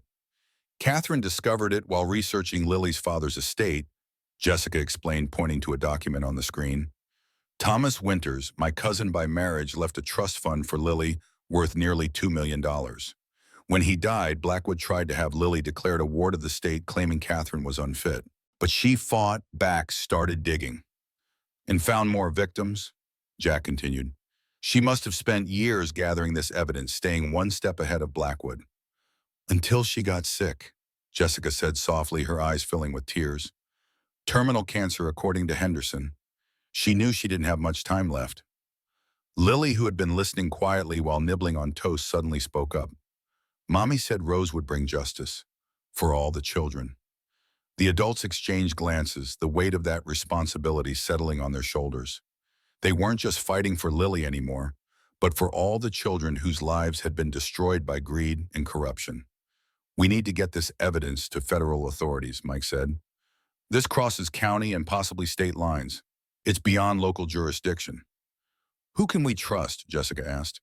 If a senior judge is involved, the corruption could extend to other officials. I know someone, Jack replied after a moment's consideration. FBI Special Agent Marcus Rivera. We worked a case together years ago, human trafficking operation that had local protection. He's based out of the Detroit field office now. If anyone can handle this properly, it's him. Can you contact him securely? Mike asked. Jack nodded toward the satellite phone. It's risky, but we don't have many options. The longer we wait, the more time Blackwood has to cover his tracks, or worse, locate us. While Jack made the call, stepping outside to ensure the conversation couldn't be overheard by Lily, Jessica helped the little girl wash up using water heated on the stove. The normalcy of the routine seemed to comfort Lily, whose resilience continued to astonish them all. Were you and my mom friends? Lily asked as Jessica gently combed through her tangled hair. Jessica hesitated, weighing truth against the child's emotional needs. We were sisters, she finally said, but we lost touch for many years. Your mom was trying to protect both of us from the bad people. She talked about you sometimes, Lily confided. She said if anything happened to her, I might meet her brave sister someday. Tears welled in Jessica's eyes. I wish I'd been there for both of you sooner. You're here now, Lily said, with simple certainty, leaning against Jessica's shoulder. That's what matters. Outside, Jack concluded his conversation with Agent Rivera, returning to the lodge with a grim expression. Rivera will help, he announced, but there's a complication. He needs the physical evidence and our testimony to launch an official investigation. We'll have to meet him. Where? Mike asked, immediately alert to the security implications.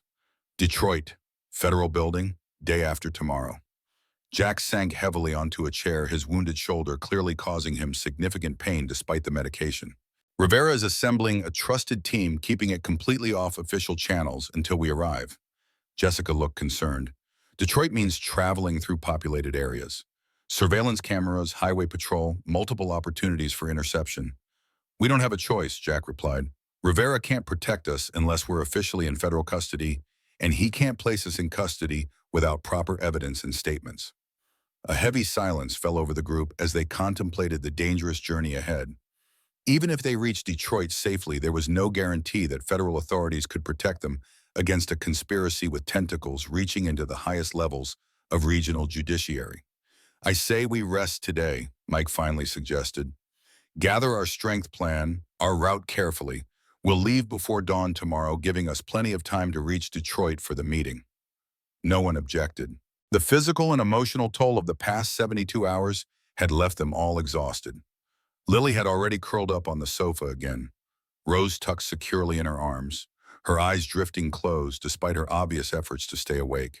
As afternoon shadows lengthened across the lodge floor, Jack maintained watch from the front window, while Mike checked and secured the perimeter.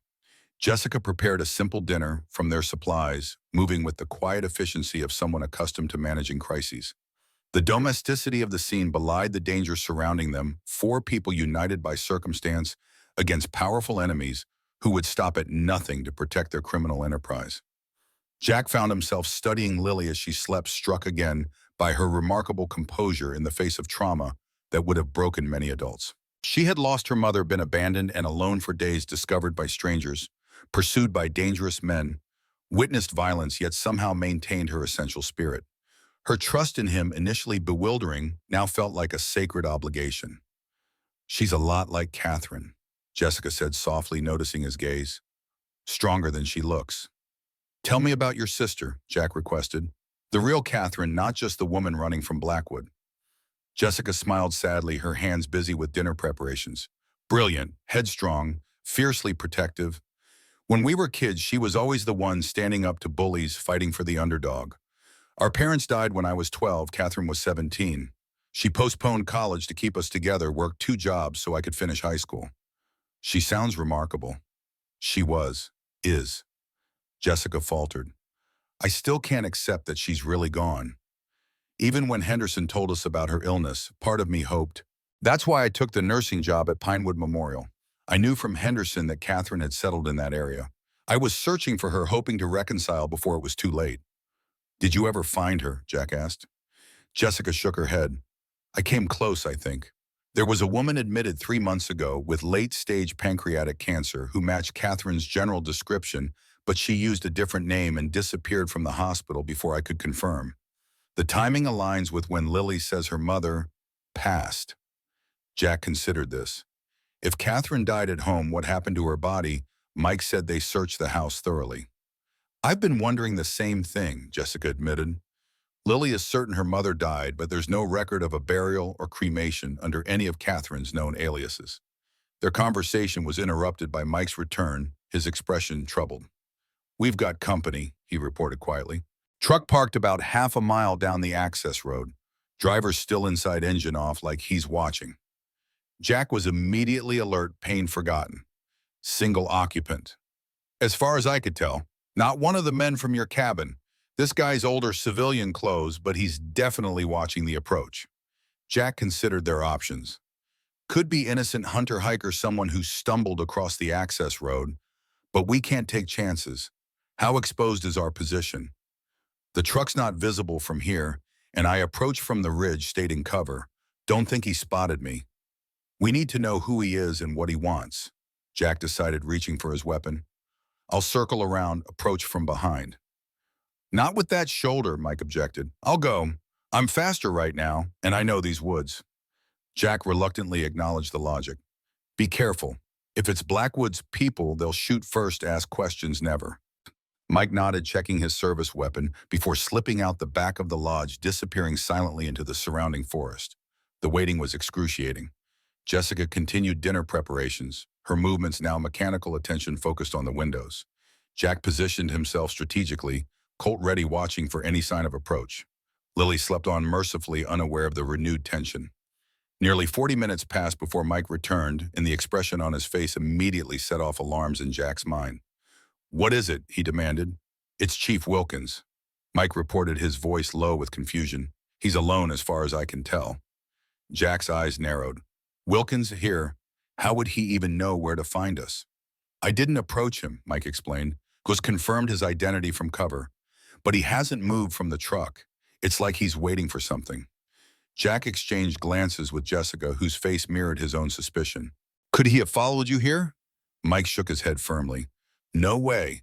We took every precaution, switched vehicles, twice backtracked, even drove through a creek bed for half a mile.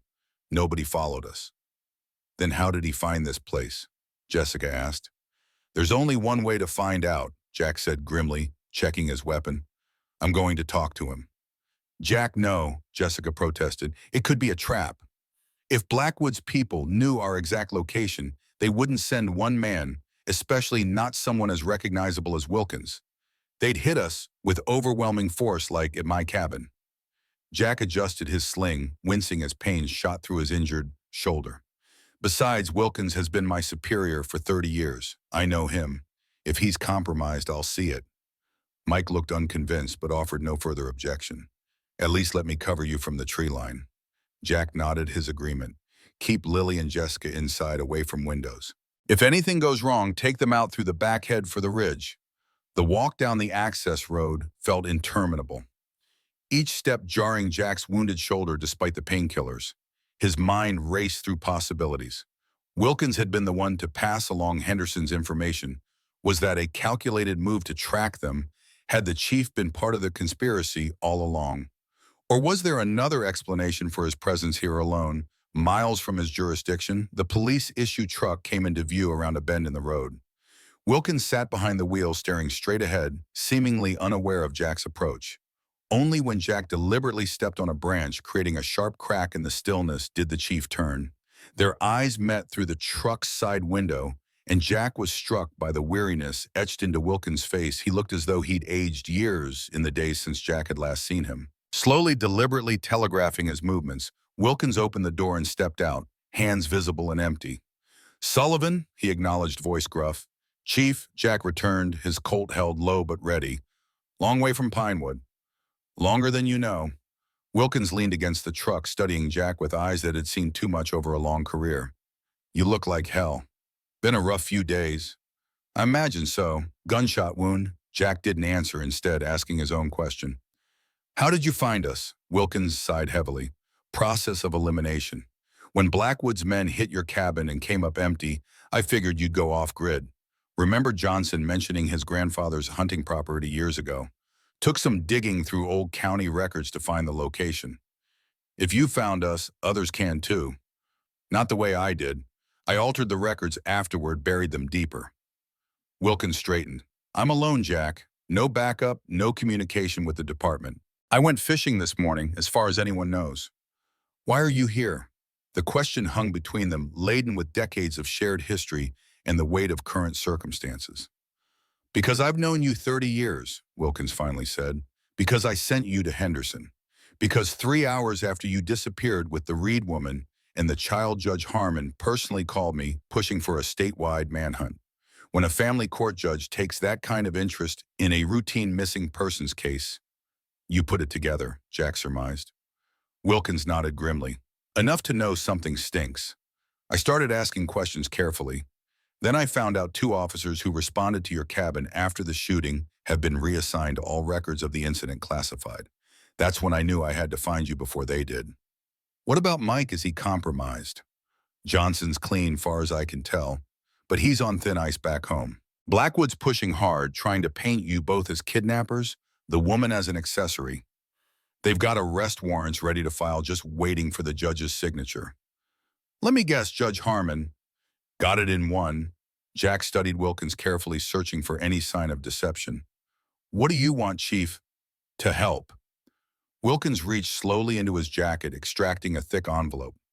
Burner phones, cash, clean ID for the woman and child, good enough to get through a checkpoint if necessary.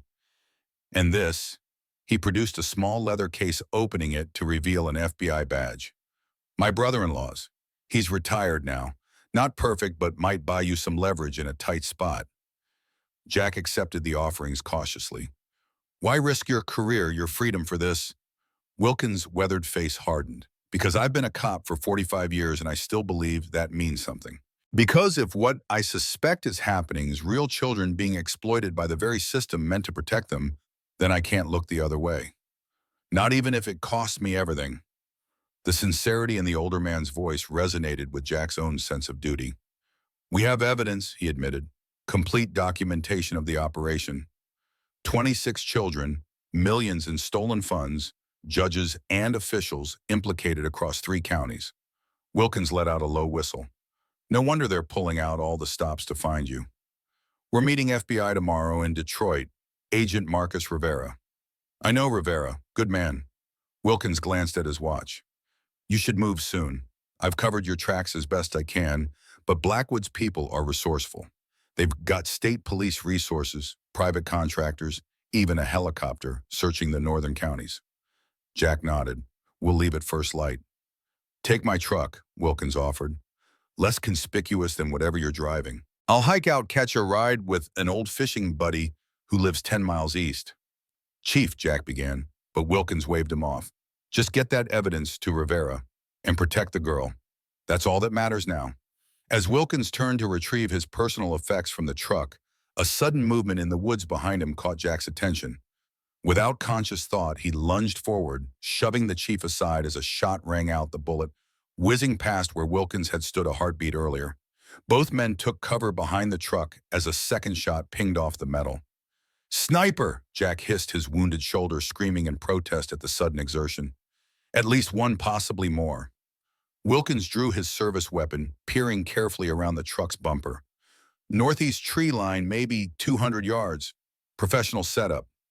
They followed you, Jack accused, anger flaring. Or they were already watching the area and spotted me, Wilkins countered. Either way, we need to warn the others. Jack reached for the satellite phone, only to find it had been damaged in his dive. To save Wilkins, the casing cracked, screen dark. No way to contact them without exposing our position, he muttered, calculating options rapidly. Mike's covering from the woods, but he won't have a clear line of sight to the sniper from his position. Another shot struck the truck lower this time, likely aiming for their feet beneath the vehicle. They're trying to flush us out, not kill us, Wilkins observed. They want information. Or they want us alive to use as leverage against the others, Jack added grimly. Either way, we're pinned down and they're probably moving to surround us. Wilkins checked his ammunition. I've got a shotgun in the truck bed under the tarp. Jack nodded, formulating a plan. Cover me. When Wilkins opened fire toward the tree line, Jack used the distraction to roll to the truck's rear, retrieving the shotgun. The movement sent fresh agony through his injured shoulder, but he pushed through it, returning to cover with the weapon. We need to create enough chaos to get back to the lodge, Jack said, checking the shotgun's load. Heavy buckshot, ideal for their situation. Warn the others, get them out through the back route. You're in no condition to run that distance, Wilkins pointed out. Don't have to outrun them. Just have to buy enough time for the others to escape with the evidence. Wilkins recognized the determination in Jack's eyes, the same look he'd seen countless times over 3 decades when Jack Sullivan had made up his mind about a course of action, consequences be damned. You're not sacrificing yourself, Sullivan, Wilkins stated firmly. We go together or not at all. Before Jack could respond, the crack of another rifle shot echoed through the trees. But this one came from a different direction, followed by a cry of pain from the area where the sniper had been positioned. Mike, Jack realized, a grim smile crossing his face. He must have circled around, spotted the shooter. The exchange of gunfire that followed was brief but intense. Mike's position in the woods against the sniper team. Then silence fell, broken, a moment later, by Mike's voice calling out, "Clear 2 down, area secure." Jack and Wilkins emerged cautiously from cover, weapons ready. Mike approached from the tree line, rifle in hand, expression grim but determined. Spotted them moving into position when you came down to meet the chief, he explained. 2-man team, professional equipment. I tracked them, waited for the right moment. They alive? Jack asked. Mike nodded. Wounded, disarmed, secured. Same type as the ones who hit your cabin. No identification, but definitely military training. We need to move, Wilkins urged. Where there are 2, there will be more. Entire areas probably compromised. Jack made a swift decision.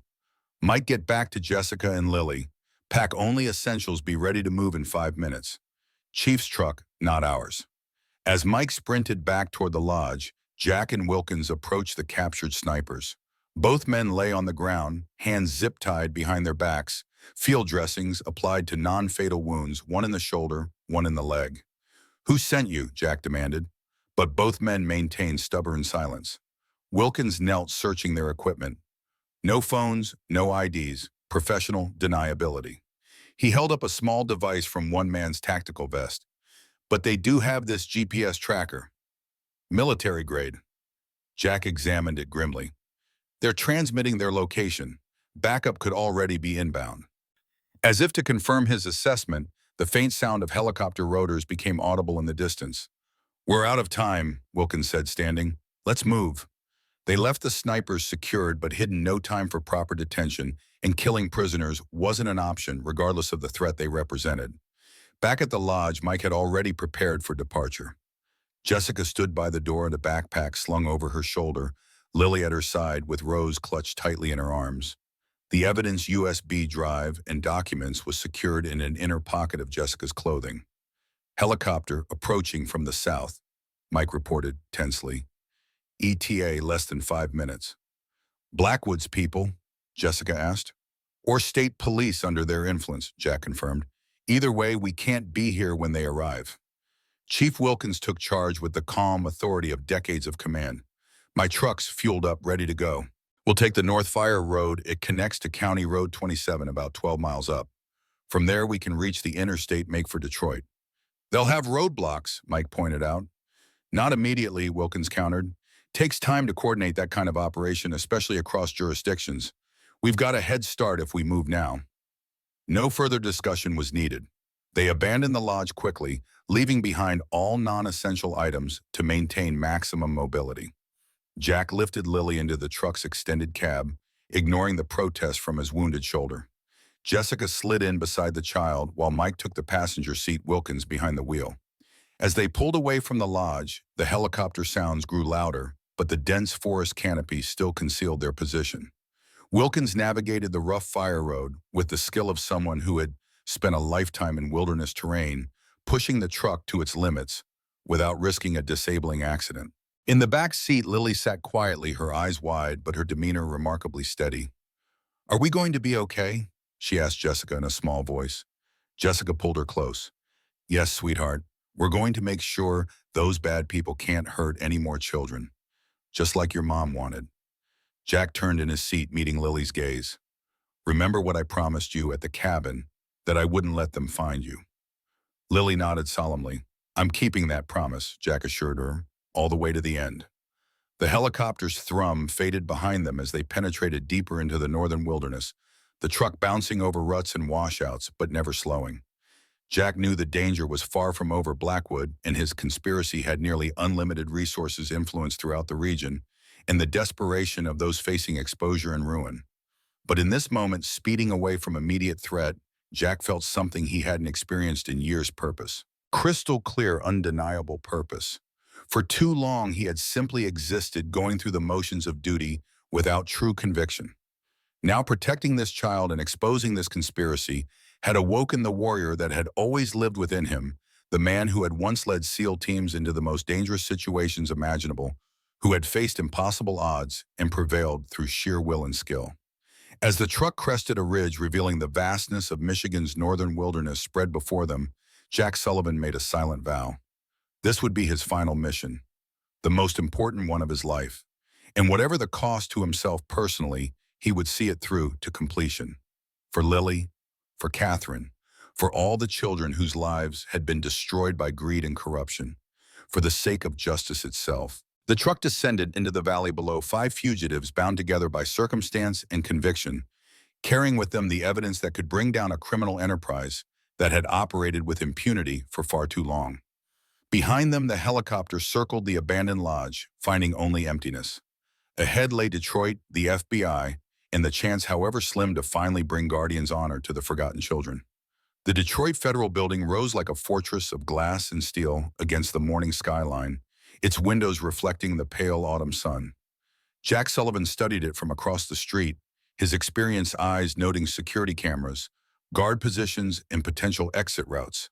Habits ingrained in through decades of tactical operations that even impending retirement couldn't erase. You sure about this? Mike asked quietly, standing beside him. Jack nodded, his gaze shifting to the unmarked sedan where Jessica waited with Lily. They had driven through the night, taking circuitous routes on back roads, switching vehicles once more at a location Chief Wilkins had arranged. Every mile had been fraught with tension, every approaching headlight a potential threat. Rivera's expecting us, Jack confirmed, checking his watch. Ninth floor secure conference room. He's assembled a team he personally vetted.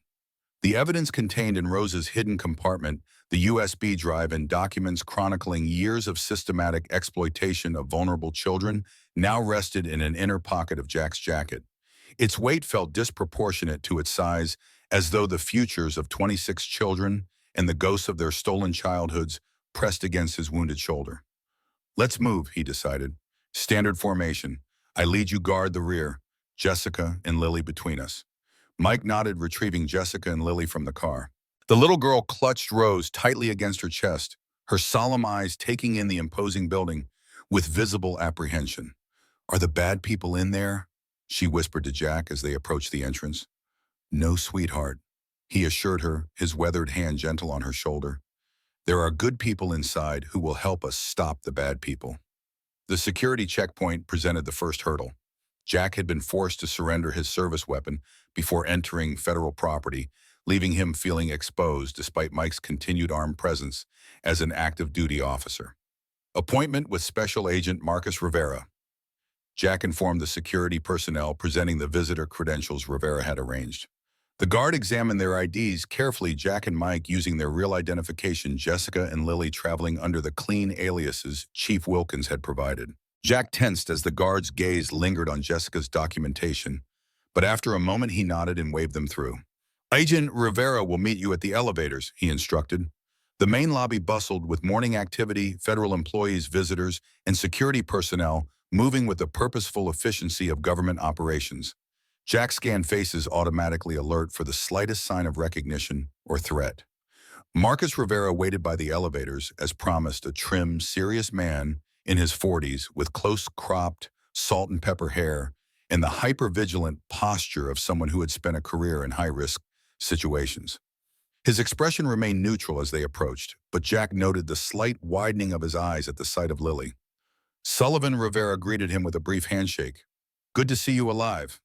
Barely, Jack acknowledged the throbbing in his shoulder, a constant reminder of their narrow escape. Rivera ushered them into a private elevator using his security card to access restricted floors. As the doors closed, his professional demeanor softened slightly. I've got a secure room prepped with recording equipment for your statements, he explained. 3 of my most trusted agents are waiting, all with backgrounds in child exploitation cases, all personally vetted. No one else knows you're here. What about Blackwood? Mike asked. Any movements? He's been unusually visible, held a press conference yesterday about the kidnapping of a vulnerable child by a disgruntled officer nearing retirement, playing the concerned public servant for the cameras. Jack's jaw tightened, and Judge Harmon, keeping a lower profile, but he's been making calls, lots of calls. The elevator doors opened, revealing a corridor with restricted access doors. My team's been monitoring communications. They're getting desperate, which makes them dangerous. Rivera led them to a conference room where 3 agents waited, 2 women and a man, all with the steady, determined expressions of professionals who had seen the worst of humanity and chosen to fight it rather than succumb to cynicism. Introductions were brief and focused. Agent Diane Chen specialized in financial forensics. Agent James Watkins had a background in digital evidence. Agent Samantha Torres came from the Crimes Against Children unit. All 3 regarded Lily with the careful, non-threatening demeanor of people trained to interact with traumatized children. We've prepared a separate room where Ms. Reed and Lily can be comfortable during the interviews, Agent Torres explained, gesturing to an adjoining space visible through a glass partition. It's been set up to be child-friendly, but has full recording capabilities for Lily's statement, which we'll only take when she's ready with proper support. Jessica nodded gratefully, guiding Lily toward the room where comfortable furniture, drawing supplies, and even a small collection of toys had been arranged. Before we begin, Rivera said, closing the door once they were alone, I need to be absolutely clear about the scope of what we're dealing with. These allegations involve a sitting judge, public officials across multiple jurisdictions, and potentially dozens of exploited children. The burden of proof is extraordinarily high, and the potential for political interference is significant.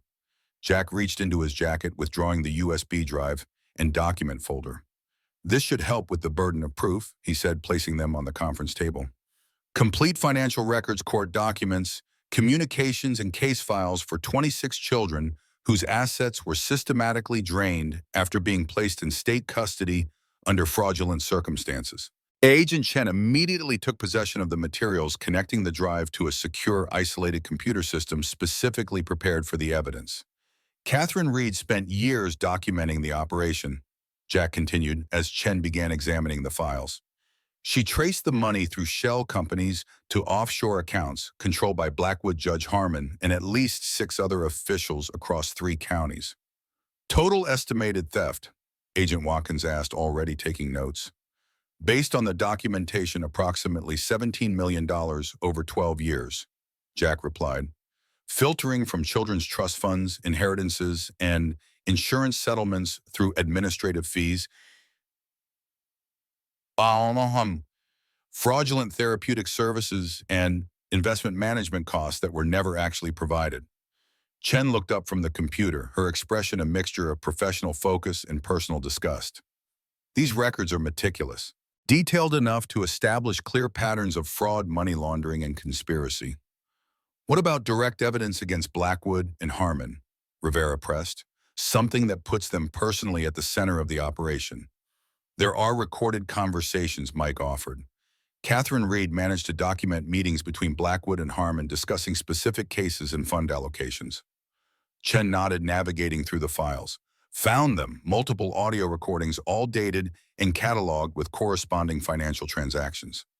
She played a brief segment where 2 male voices identified in Catherine's notes as Blackwood and Harmon discussed the management of a child's $1.4 million insurance settlement following his parents' death in a car accident.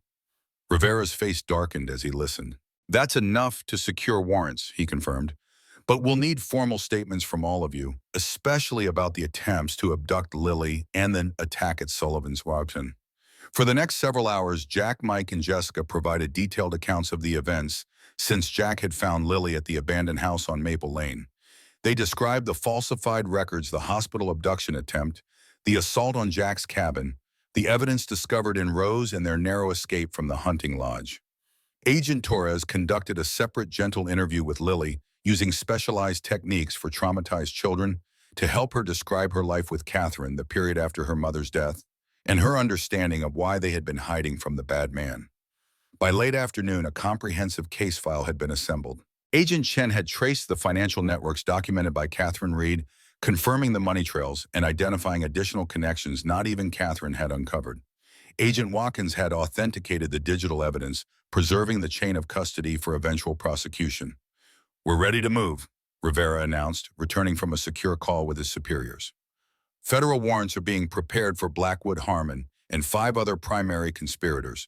We'll coordinate with trusted elements in state police for simultaneous arrests to prevent any possibility of flight or evidence destruction. What about Lily? Jessica asked, glancing toward the adjoining room, where the little girl had finally fallen asleep on a couch, exhausted by the day's events. Rose still clutched protectively in her arms.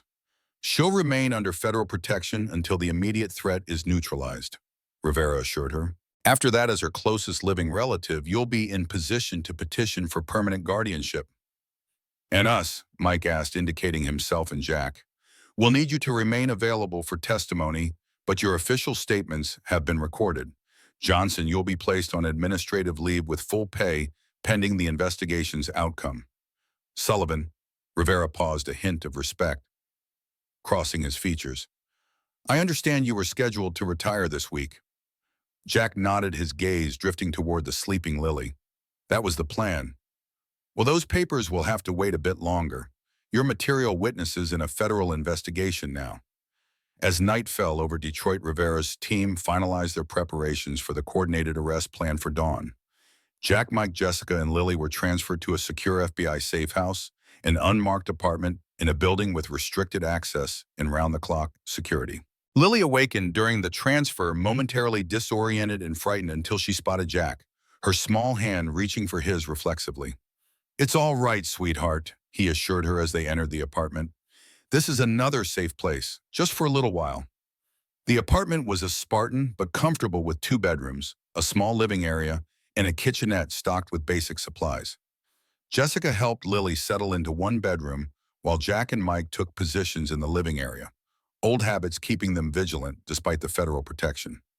You should rest, Mike suggested, noting the pallor in Jack's face and the way he favored his injured shoulder.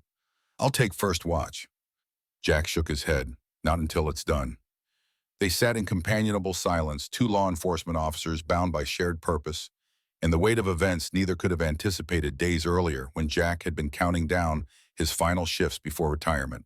Around midnight, Jessica emerged from Lily's room, closing the door softly behind her.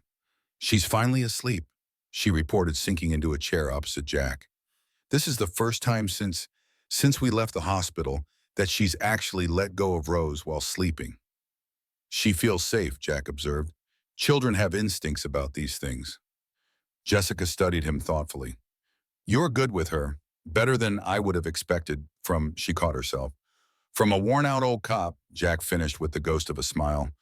I had a daughter once, a lifetime ago. The simple statement hung in the air, heavy with implications neither Mike nor Jessica felt appropriate to pursue. Whatever loss lived behind those words belonged to Jack alone. At 5:30 a.m., Rivera called with confirmation that the arrest teams were in position. Operation commences in 30 minutes, he informed them. All targets are under surveillance. Strike teams are green across the board. Jack acknowledged the update, tension evident in every line of his body as they entered the final phase of the operation. So much could still go wrong. Targets could be tipped off. Evidence could disappear. Political pressure could derail the arrests at the last moment. At precisely 600 a.m., Rivera called again. His voice carried the controlled satisfaction of a career law enforcement officer witnessing justice in motion. Blackwood is in custody, he reported, taken without incident at his home. Harmon as well, plus 3 county officials and Blackwood's 2 primary associates at Child Protective Services. A collective exhale filled the apartment relief after days of constant vigilance and imminent threat. Initial searches have already yielded additional evidence, Rivera continued. Blackwood apparently kept his own records insurance against his co-conspirators. We've got documented connections to similar operations in 2 neighboring states. This is going much bigger than we initially thought. The children, Jessica asked. The others, like Lily. We're moving carefully there, Rivera explained. Many have been in fraudulent placements for years. Extraction has to be handled delicately to minimize further trauma. But we've already identified 14 who have living family members who were falsely deemed unfit. Reunification planning has begun. After the call ended, Jack moved to the apartment window, watching dawn break over Detroit. The city was awakening most of its inhabitants, unaware that a significant blow against corruption had just been struck in their midst. It's really over, Mike asked, joining him at the window. The immediate danger, yes, Jack replied. The case itself, that's just beginning. Prosecutions like this take years. But they'll succeed, Mike stated with certainty. The evidence is overwhelming. Jack nodded, those experience had taught him that justice was rarely as straightforward as younger officers believed. Powerful people had resources, connections, and the means to delay or derail even the most airtight cases. Still, with federal authorities now involved, in the scope of the conspiracy documented so thoroughly, he allowed himself cautious optimism. The bedroom door opened and Lily emerged, rubbing sleep from her eyes, Rose dangling from one hand. Is it over? She asked, her small voice carrying the weight of understanding beyond her years. Did they catch the bad people? Jessica crossed to her, kneeling to eye level. Yes, sweetheart, the bad people can't hurt any more children now. Lily processed this, then looked directly at Jack. Just like Mommy wanted. Just like your mom wanted, he confirmed, his weathered face softening. She would be very proud of you.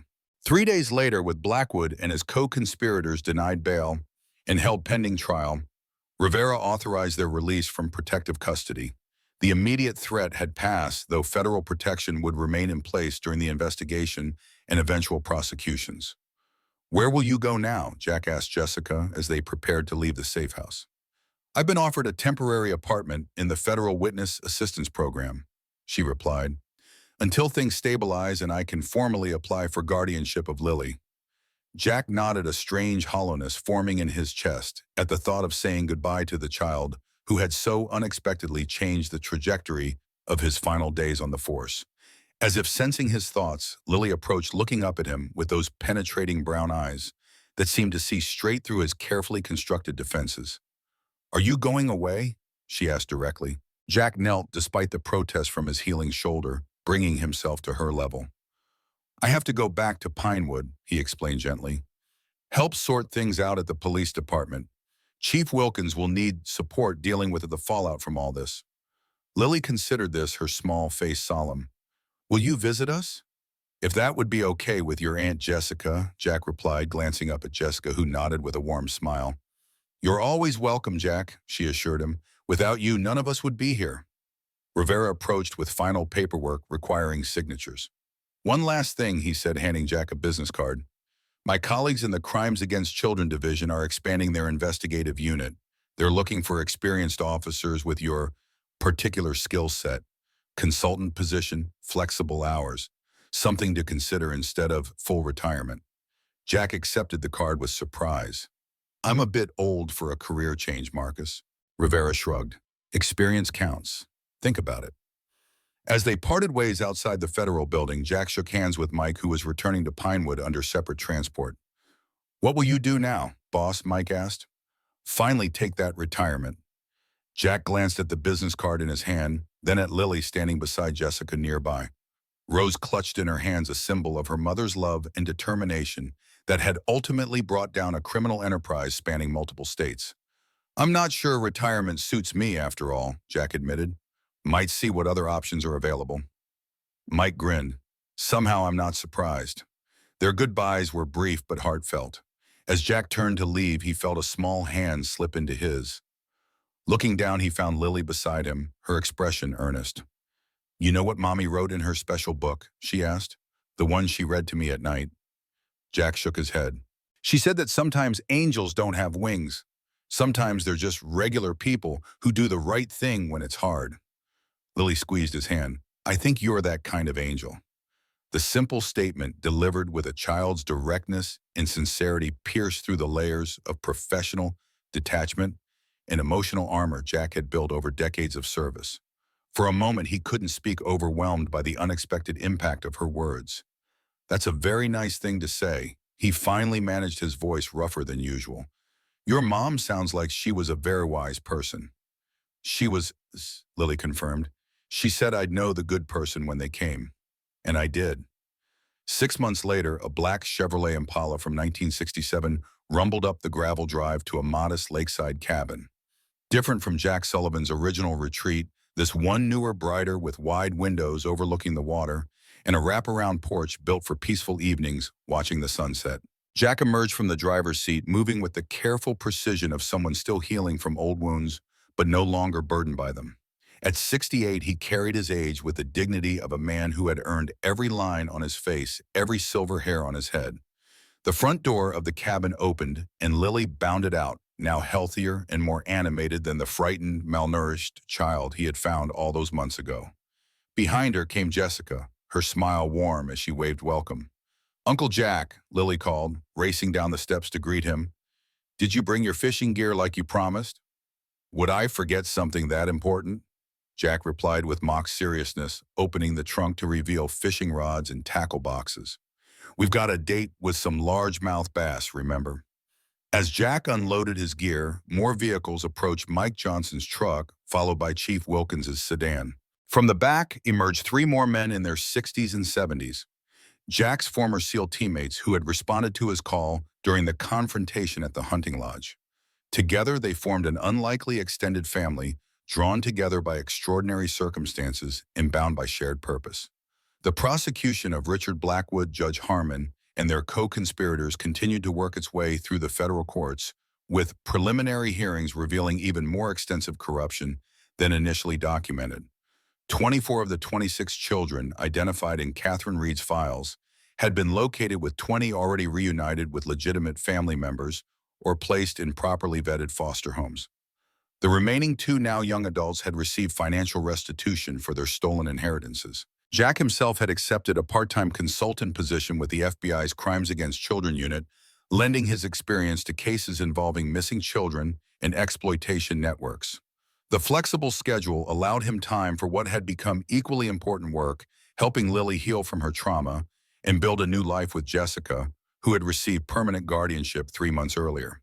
They gathered on the cabin's porch as the evening approached, the adults sharing stories and laughter, while Lily proudly displayed the 4 bass she and Jack had caught earlier that day. Rose, somewhat cleaner, but still well-loved, sat in a place of honor on a shelf inside, a reminder of the journey that had brought them together and the mother whose courage had made justice possible. As twilight settled over the lake, Jack found himself sitting alone with Lily on the dock, their fishing lines cast into the deepening water. The peaceful moment felt like a gift he'd never expected to receive in his final years. "Do you think Mommy can see us?" Lily asked suddenly, her gaze on the first stars appearing above the tree line.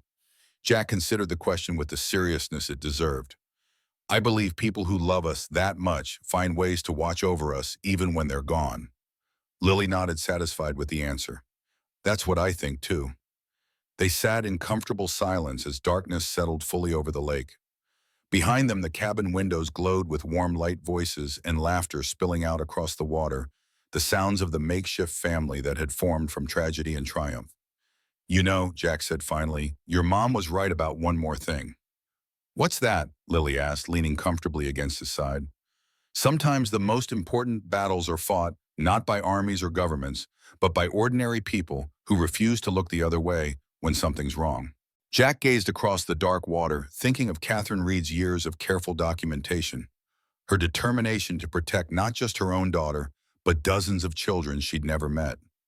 "Your mom was that kind of hero. Like you," Lily added with the certainty of a child who has found someone worthy of trust. Jack smiled, placing his arm gently around her small shoulders. "No, little one, I just followed the path she laid out. She was the true guardian of honor." As night embraced the wilderness around them, Jack Sullivan felt a sense of peace he'd thought forever beyond his reach. His long career had included moments of heroism and failure, triumph and regret.